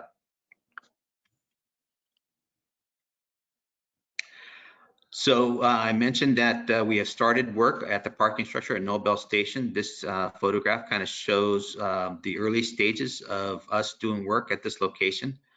We had some minor delays or some delays associated with the work, not just due to weather, but to other factors as well. We are anticipating being able to have this station at least be partially available for use in parking by November of this year. Next slide. So this is a photograph, an overview of the trolley underpass at La Jolla Colony. If you go out there today, you can see that the full width of this intersection has been paved out. Next slide. And this is the actual underpass. So the configuration, the final configuration of the roadway up in that area, we anticipate being able to have that done this month, as a matter of fact. Next slide. So this photograph shows the heavy rail work. It actually shows the time when we had an absolute work window in place where rail service was completely annulled in this area. And that's where they had shifted the shoe fly into its permanent, or the track alignment into its permanent location. So that is now done and complete and in operation. Next slide.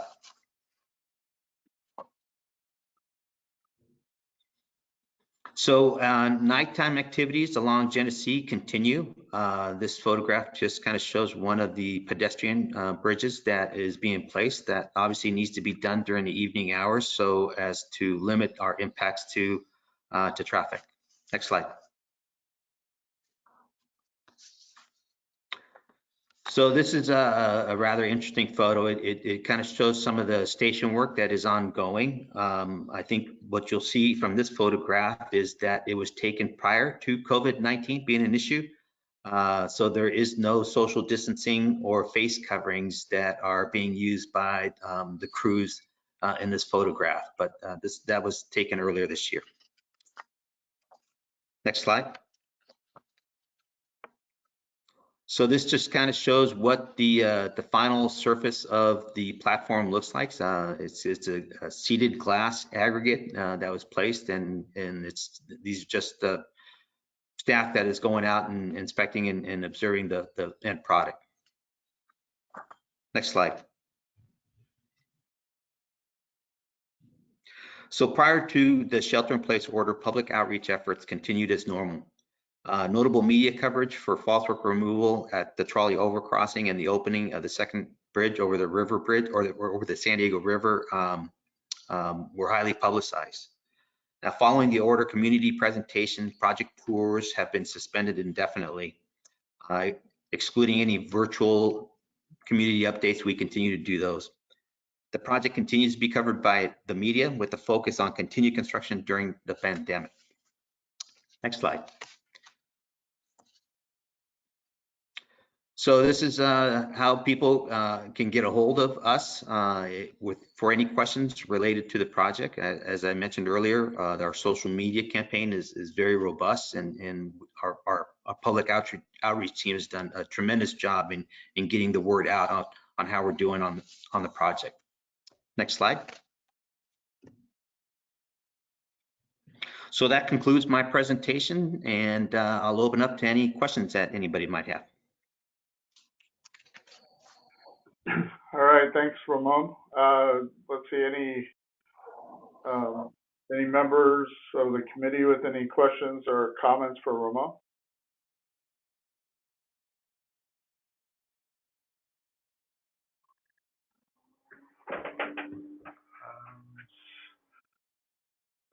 See none. Oh, there we go. We have one from Colin Stewart. Thank you. I just had two questions. I'm curious if there's any way that you could characterize, given the trade-offs of the fewer interruptions, but with the added complexity of doing the work, if there's kind of like a bottom line in terms of how it's impacted the schedule overall. And then secondly, I was just curious if you're actually keeping track of the incidence of infection, and if you could comment on, to the extent you are, what the incidence of infection seems to be relative to sort of the broader population, if you will. So as it relates to the schedule impacts, obviously there are benefits to not having people in and about, out and about, creating conflicts with work. Deliveries are certainly more efficient. Being able to work longer on campus is certainly more efficient. Being able to get more work done without the students being in place. We're able to put in closures that, would be much less tolerable than if there were plenty of people out and about, so that has created some benefits. Now, it's hard for me to actually categorize whether or not there's been any true schedule benefits overall. I would say that certain activities have been able to be completed, and a perfect example is the heavy rail work that we have along the Losan corridor. We had a scheduled plan cut over to open the last segment of double tracking within the project limits that was supposed to occur in October. We recently got approval to kind of move that up to July. So although the Mid-Coast LRT extension isn't seeing a significant schedule benefit from, the reduced amount of traffic, the Losan corridor is certainly able to get some benefits.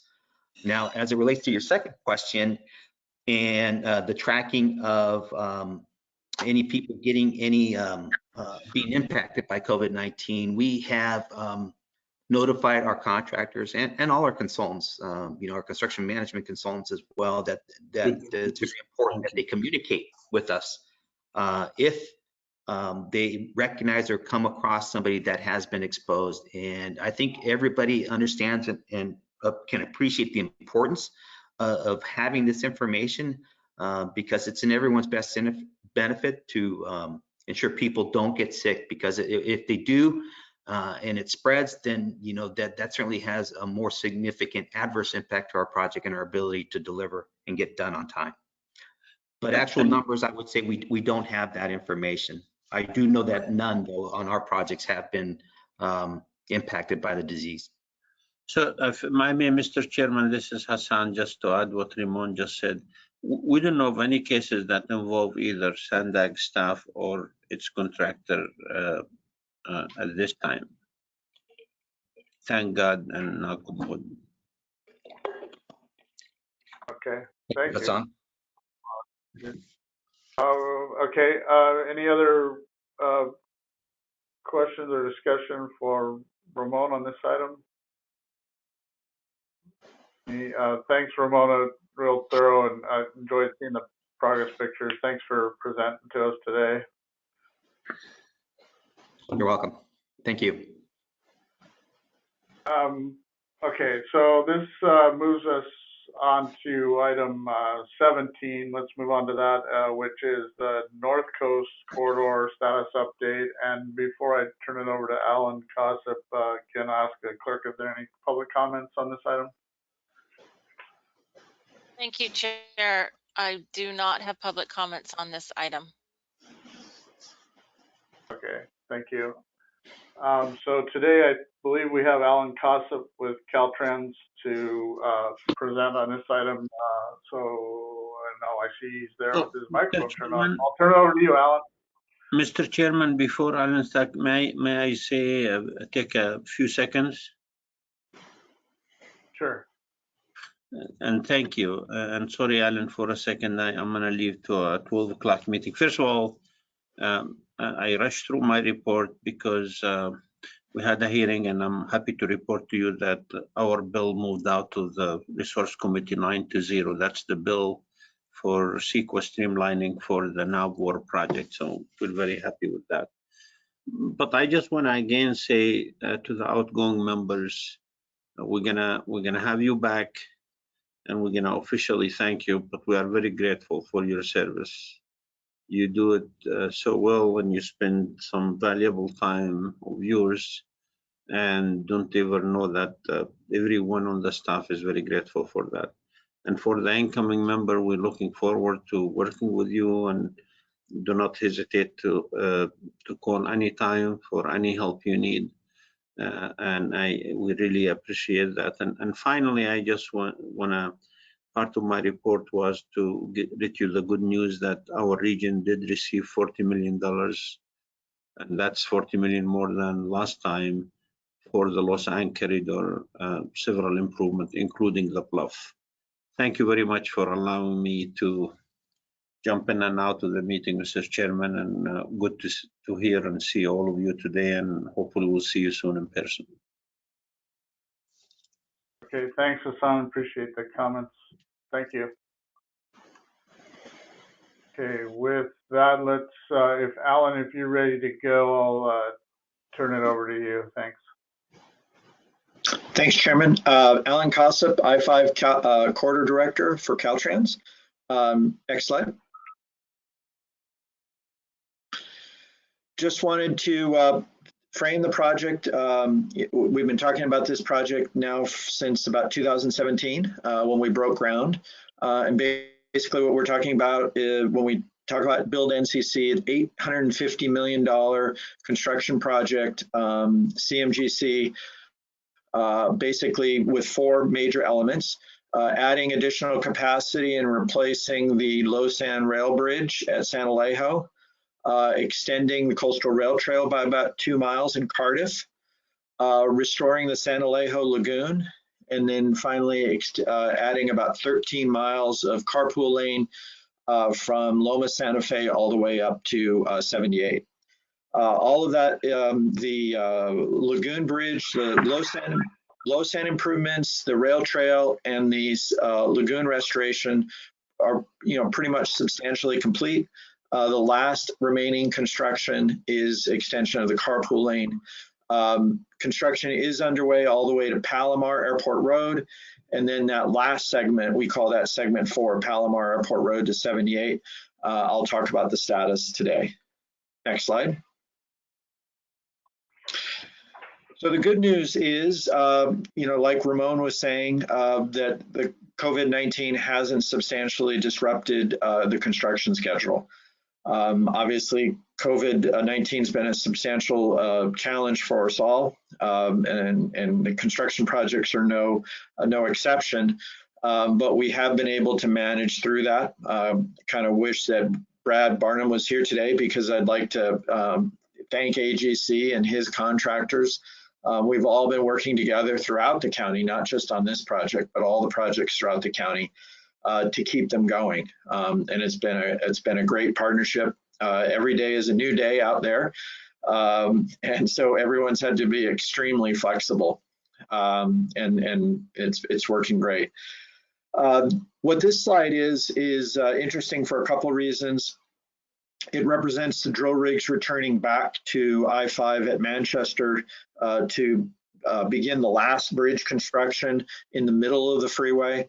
Those came in about 3 or 4 weeks ago. And that, this bridge is the controlling item for completing the whole project to 78. So it's important this work continues to move ahead.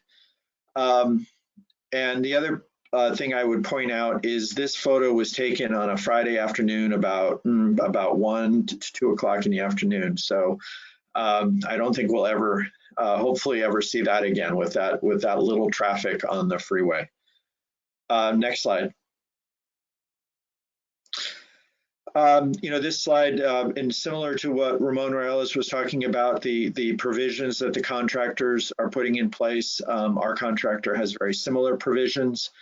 I like to think of as construction as a team sport. And so, there are definite challenges when you're having to work in this environment and have the social distancing. There's just a lot of work that needs people working together. But so far, it's worked fine. On the project to date, we've had one confirmed COVID-19 incident, and that person is recovering nicely. Next slide. And this slide talks about what happened to the traffic volumes. And I think it's instructive for a couple reasons. If you look on the left side, and these are freeway volumes countywide. So there in the first weekend of March, everything's pretty much zero, flat, normal. By the third week of March, going into the fourth week, and the shelter-in-place requirement, we're at minus 60%. So volumes are about 40% of normal.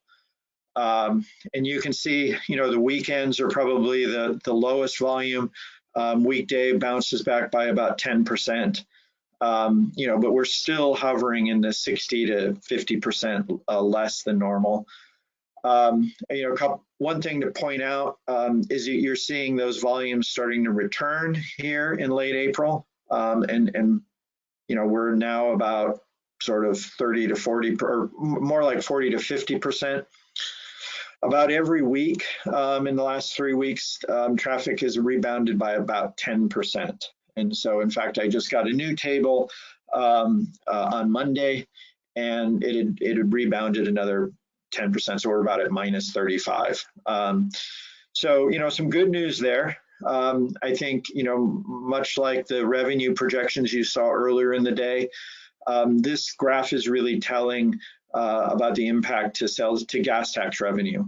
And, the impact to future projects is really based on how quickly this chart returns to normal. There's an obvious direct tie to SB1 program, STIP program, SHOP program, and so forth. So this is a good exhibit to watch over time. The other thing, like Ramon was talking about, is contractors taking advantage of this reduced volume from a good way, right? And all of us are working together to try to give the contractors more flexibility, longer work windows, even daytime closures. You're seeing us do some daytime closures around the county. To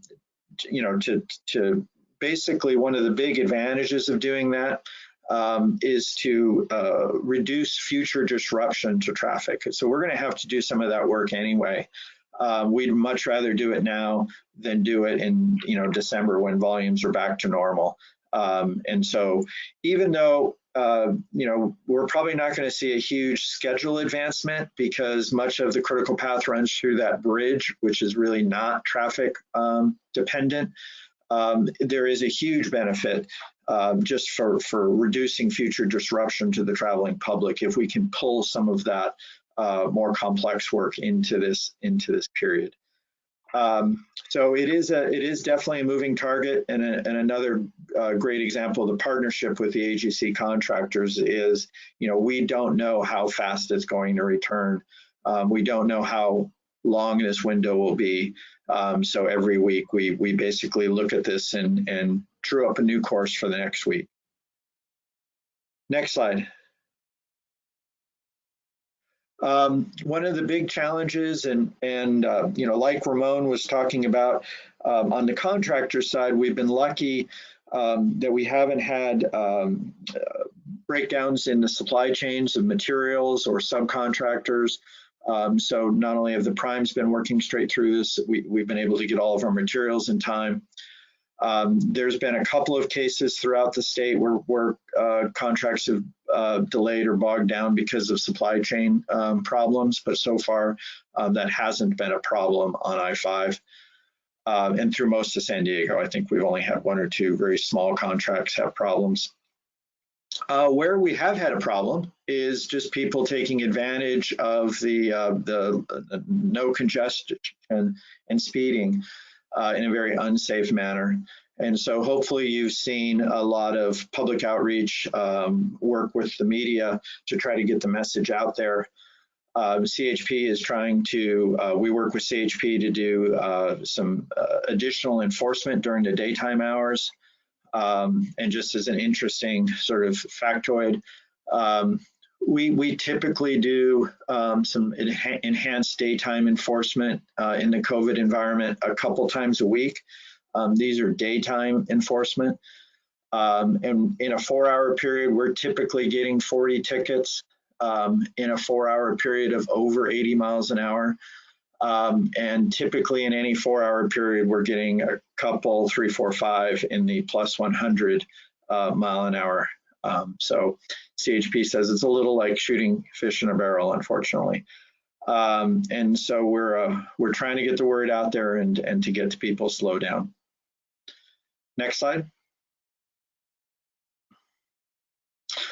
So, you know, where do we go from here? As I mentioned, the last project and the program as a whole is still on track to open the carpool lanes all the way to 78 by late 21. That's been the target, and we're still on target for that, and also on budget.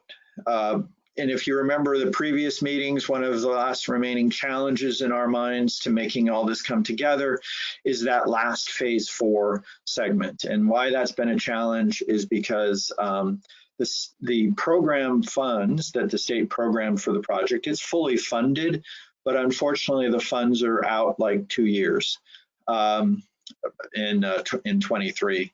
We've been working with the state and the CTC and the region to try to pull that money forward 2 years.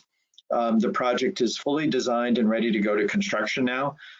We've begun communicate or negotiations and pricing with the contractor. So all of it's moving forward to begin construction in September or October of this year of 20. And pre-COVID, next slide. Oh, and I'm sorry, before I go into the financial, the project, the scope of the project, as I said, extends the carpool lane from Palomar Airport Road to 78. It includes some sound walls, some community improvements in Carlsbad, just like we've done at Santa Fe and Encinitas Boulevard in Encinitas. So this would allow enhanced active transportation across the freeway. We have some of those improvements, and then we have some auxiliary lanes in this project. It's about $110 million. Next slide. So pre-COVID, we had worked with the CTC to try to bring the money forward. The CTC, California Transportation Commission, did not have all of the money available to bring it forward in one big lump sum. So they've worked with us to basically break the project into 3 lifts. And each fall they would vote a portion of the funds, and we would, and basically we're trying to align the funding with the cash flow of the contractor, so as not to delay the project, but not to tie up money too quickly. And in doing so, if we're able to advance it 2 years, we believe there's a substantial savings in escalation savings, in mobilization, demobilization of the contractor, and we can shave about 2 years of construction. And so CTC was very interested and helpful in making this work. And here's the plan that we ended up with. you know, that was pre-COVID. Our first test of this plan will be in August when we work with the commission to do the first vote. And so far, we're hearing good things from them that they're going to, you know, going to be able to keep that vote. But you know, we do need to continue to watch that, and so we will continue to let you know, communicate with you. Next slide.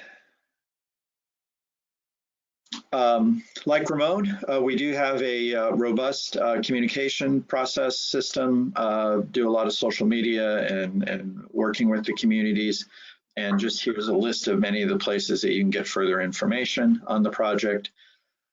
Before I do open it up to questions, I do want to just kind of congratulate Arturo Jacobo. Arturo, most of you are aware or have seen Arturo here with us, with me. Arturo worked on I-5 since about 2000. So everything that you guys see out there that's been built from 2000, including the 5805 merge, Loma Santa Fe, Genesee, Carroll Canyon, all of that Arturo was the project manager on. And so Arturo is retiring June 1st, unfortunately for me, fortunately for him. So I did want to take this opportunity to congratulate him and to thank for all the great work he's done for the region. So with that, I'll open it up to questions. Thank you, Alan. All right, thanks, Alan, and congrats, Arturo. That's awesome. Thank you.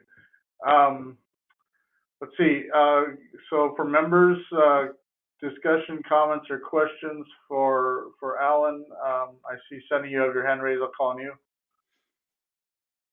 Oh, thank you. Hi, Alan, and congratulations to Arturo for retiring. My question is, do you anticipate any impact on construction bids due to COVID-19, either up or down? And how does that fit into your plans?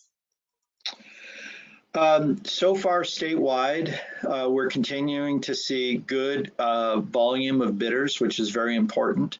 We're on average, I think, seeing 5-6 bidders throughout the state, so it's very positive. Bids have been down probably 5 to 10% down over the last couple of months. Some of that is based on the oil prices on a lot of our projects, right? We have a lot of asphalt, but that's probably a very temporary blip. I mean, we already see gas prices headed higher. So, really hard to tell. I mean, generally in times like this, there will be increased competition. If we're lucky, we'll see prices drop a bit. Okay, thank you.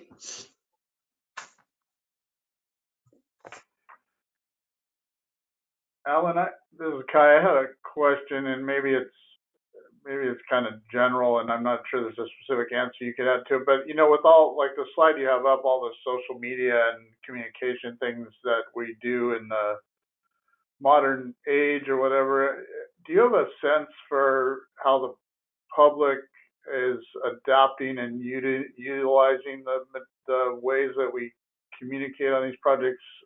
Like from, if you went back a few years to now, are you seeing it, I don't know if we measure it or something, but are we seeing it utilized more and more like a common resource people go to, or do you have a feel for that? Maybe on this project or others? There's a lot of effort going into it.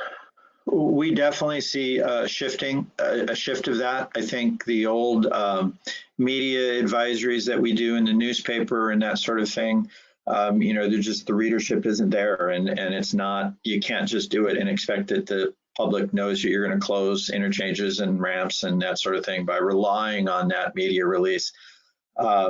We spend a lot of effort on the Twitter side, on email blasts, on different tools. It's still definitely a work in progress. Even this COVID event, we're scrambling to find platforms that allow us to do virtual meetings with the public so that we can do full engagement, like for environmental documents and so forth. But I think there's a lot of great tools out there. We're just going to have to work our way through it.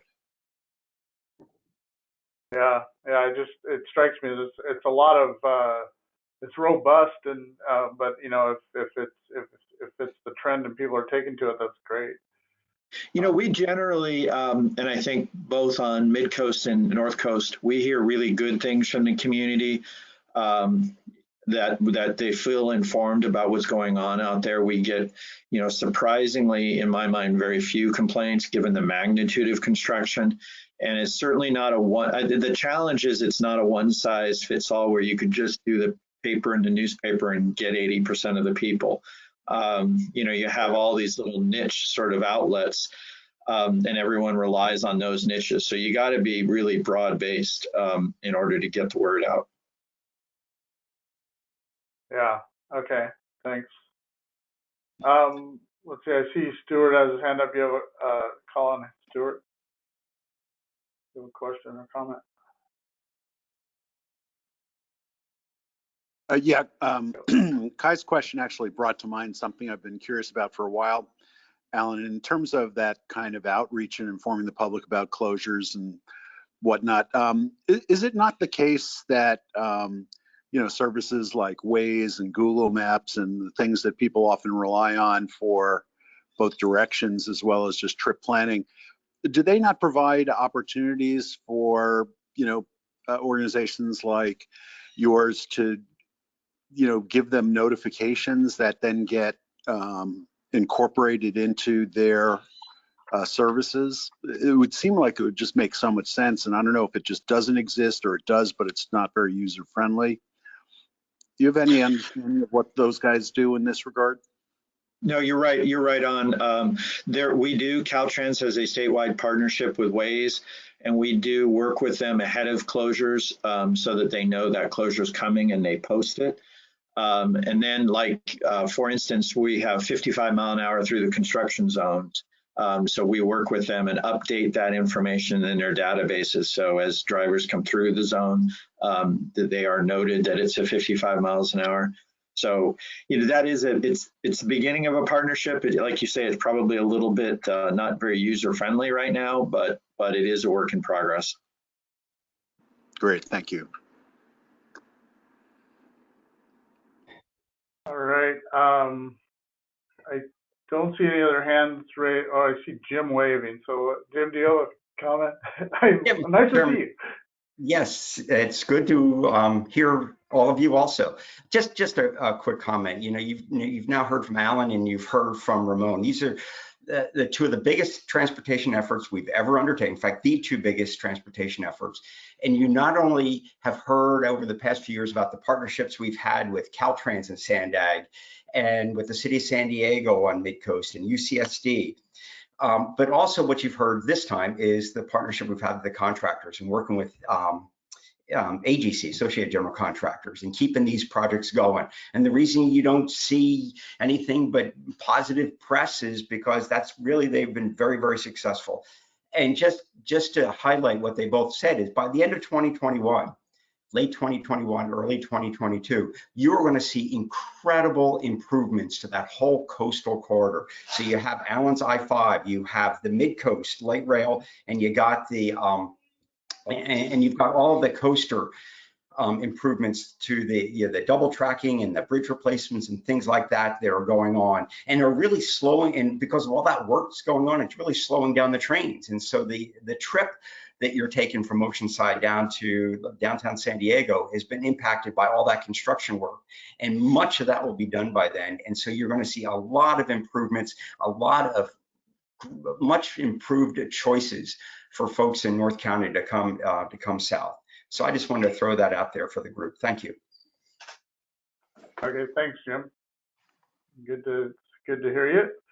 All right, I'm gonna propose we move on. I want to point out as we move into the last action item or major agenda item is that I believe we have a hard stop at 12:30. I believe because of some other conflicts and we're with meetings at Sandag, and so I want to give this other agenda item time, but I also want to, for the group and for Ellison that's presenting the item, we need to try to get it done in expeditiously. And it's probably, I should have recognized this a little bit earlier, Ellison. It's cumulative of the whole meeting that we got this Chair morning. Raymer? Yes.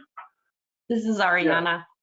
So we won't lose connection at 12:30, but we do have another meeting to jump on using the same platform. So we can go a little bit over, but not a whole lot. But I appreciate your mentioning that we don't have a whole lot of time. But thank you so much. We'll attempt to be cognizant of it and be fair to this item as well. So with that, let's thanks Alan for that presentation and information, and then let's move on to item 18, which is the 2019 State of the Commute report. And again, right before we turn it over to Ellison, I'll ask if there's any public comments on this item. Thank you, Chair. I do not have public comment on item 18. Did you say you do? I'm sorry, I missed that. I do not have public comment on item 18. Okay. The word "not" skipped out of my. Okay, got you. Thank you. All right. So Ellison, I know you've got a presentation here. You want to dive in, and we'll turn it over to you. Thank you.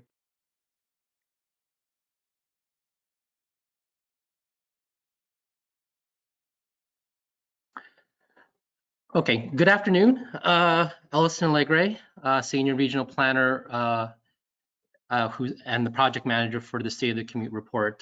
Today I'm here to present the final 2019 State of the Commute Report for your review.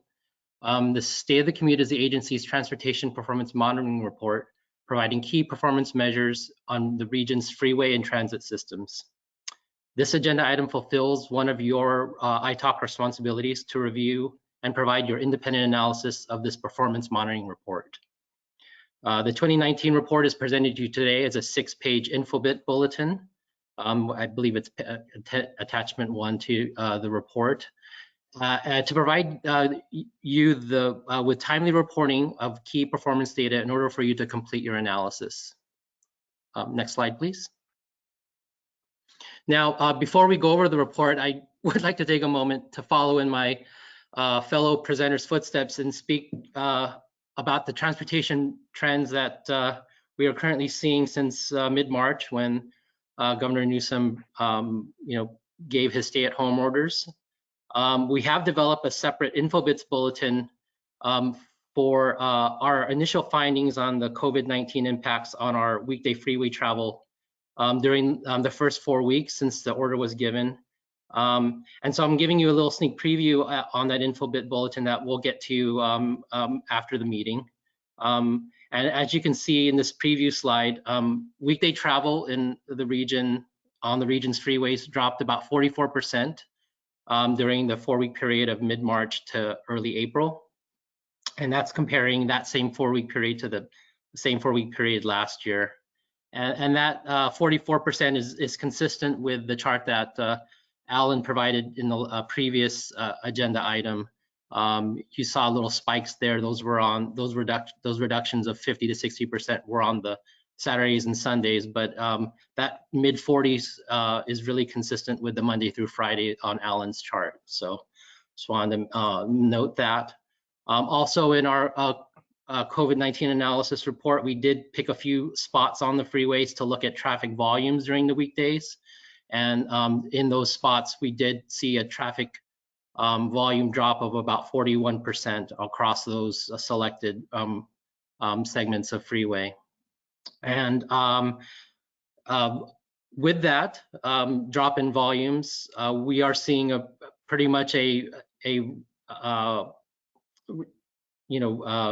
reduction, or excuse me, an increase in freeway operating speeds, basically getting our traditional bottlenecks up to free flow conditions. So we're reporting of an increase of operating speeds of up to 30% across those same segments. So we're going to continue to monitor these measures, and we're already working on our next report to get at the next 4 weeks of data. And again, Alan's kind of showed you in that one slide in the previous report a little bit of that, and we're going to continue with that data and do another a second edition of our COVID report.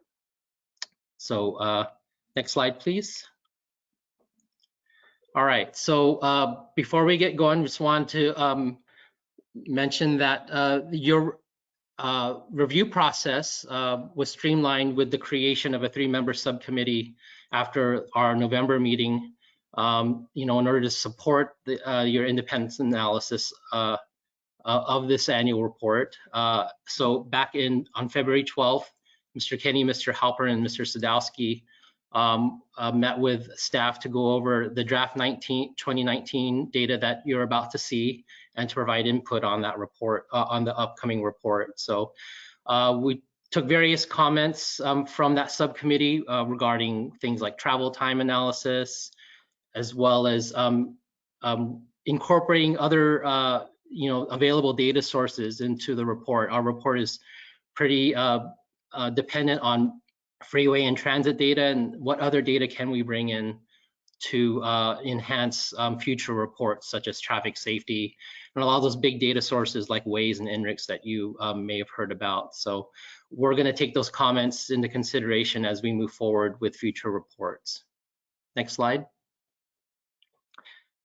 So getting to the 2019 report, again, it's 6 pages. Page 1 focuses on some of the socioeconomic data that you're seeing there with regard to population, employment, and gross domestic productivity. As you can see in this 10-year profile, everything is increasing as the economy since about 2012 has been,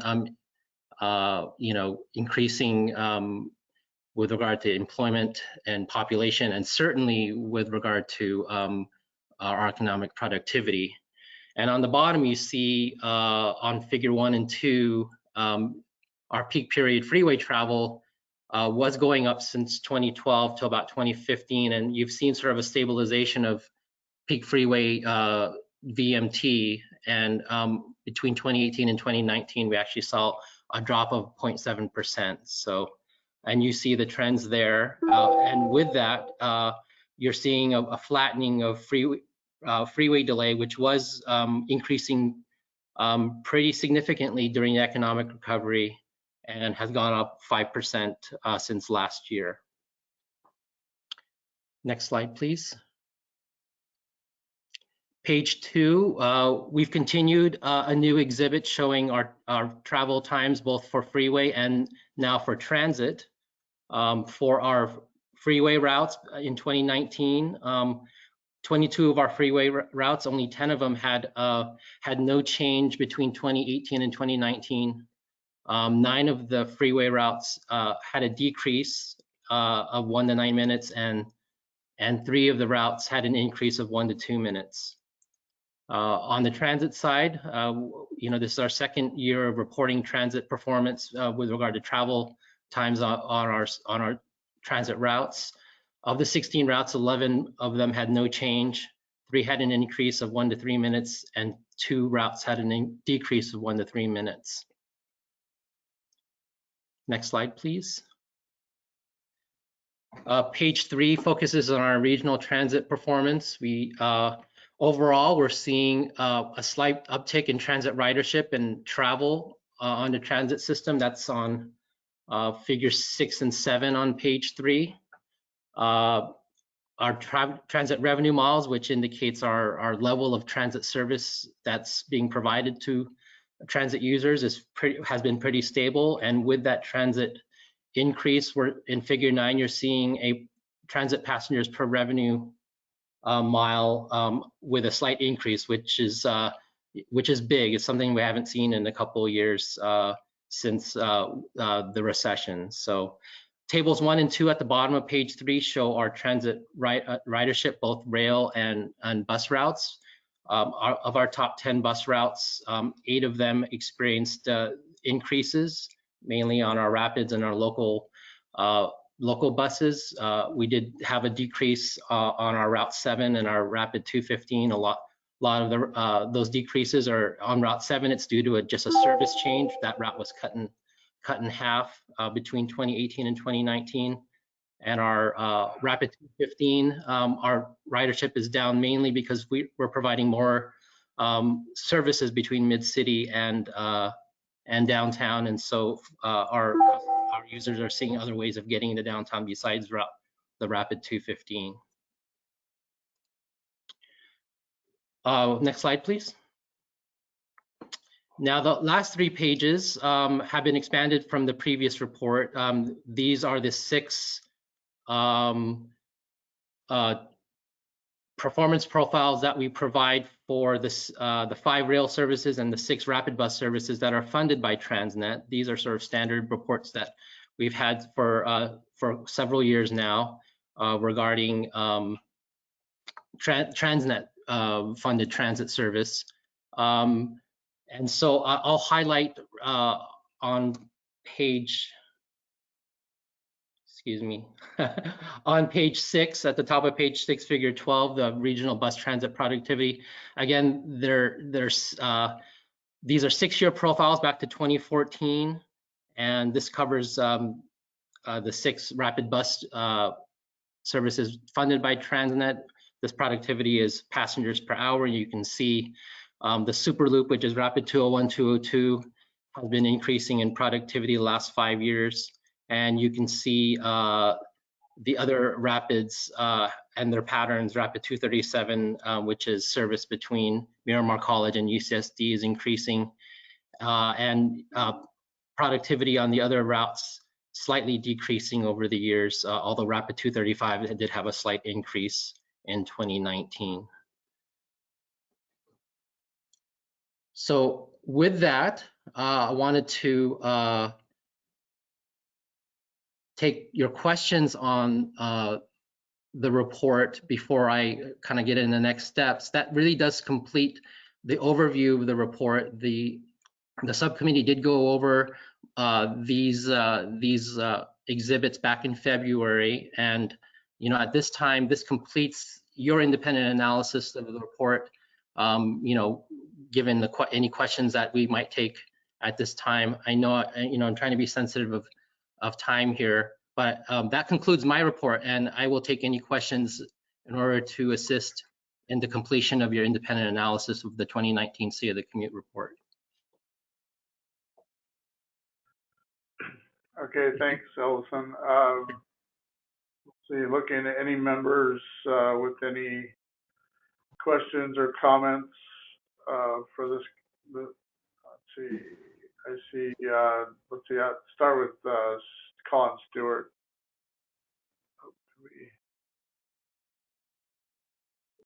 Can we leave that last slide up, please?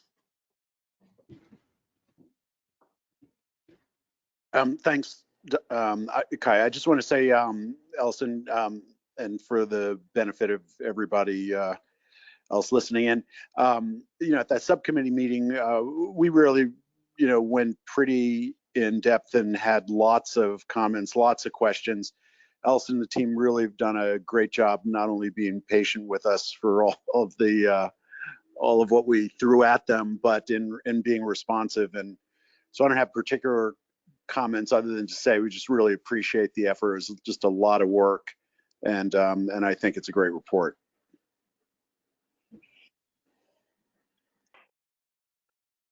Kai, my hand's up. Thanks, Stuart. Mike Kenny. Okay, Mike, go ahead. Ellison, well done, and appreciate all of the information you provided to us to help us understand that. That being said, do you think you could come back to us in 2 months and explain how we might incorporate different data sets we haven't in the past into the State of the Commute? Whether from a policy standpoint, can we do it? From a procedural standpoint, is there a cost associated with it? And the reason I just keep beating on this is we have so many projects that don't have anything to do with moving single occupancy vehicles faster these days. We have so many projects that are bike and ped related and other valuable things, but just don't contribute to moving cars quickly, at least single occupancy cars. There might be an opportunity to just expand on how we report the State of the Commute. Absolutely. Yeah, you see my last slide, my last bullet there is, we are anxious to start working with the subcommittee, which if you go up one bullet, we do need to take an action here, or we would like to take an action here to have Mr. Sadowski replaced so we can have a third member of that subcommittee. And we are anxious to engage with that subcommittee to address a lot of your comments that you've made, of recent. So I certainly agree with your comment, and we're anxious to get going with that subcommittee as soon as this summer. After this meeting, give us some time to regroup and take in, get this report finalized and get and have that subcommittee member replaced, hopefully today. Fair enough. I see, Sonny, I'm going to call on you in a second, but so there, we'd be looking for any other comments or discussion. And if I understand it right, the subcommittee has been up to now Michael Kinney, Stuart Halpern, and Greg Sadowski. And so what Ellison is referring to is adding that third member back to replace Greg, I believe. So any, as I call on you now, any discussion or comments is appropriate, but also if there's volunteers or recommendations how to fill the committee member, we could act on that today if we so choose. So with that, I'll call on you, Sunny. I know you had your hand up. Sorry. Thanks for your patience. No problem. I don't have any comments on the report. I think it's very informative, and it's the first time I've seen it, so that's great. But I was just wondering what's the level of effort or what's involved in serving on the subcommittee? This is Mike Kenny. Is that a question for the committee or for staff? For the committee. That's pretty easy. And it's also kind of fun. The meetings that we've had have been more, say, teaching type of event, bringing you up to speed on how they prepare things and what their obligations are to prepare things in the way they do. So there's not a lot of work, actually. No. Okay.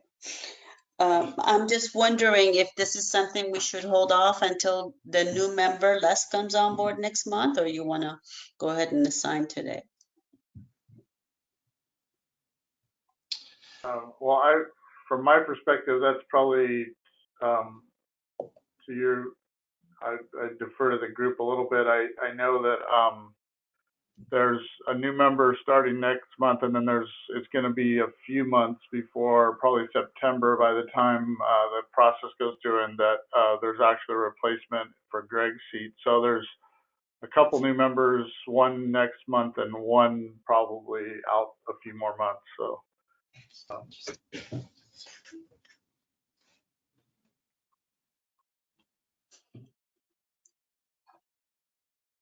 Okay. Stuart, do you have some thoughts on that or a comment on that?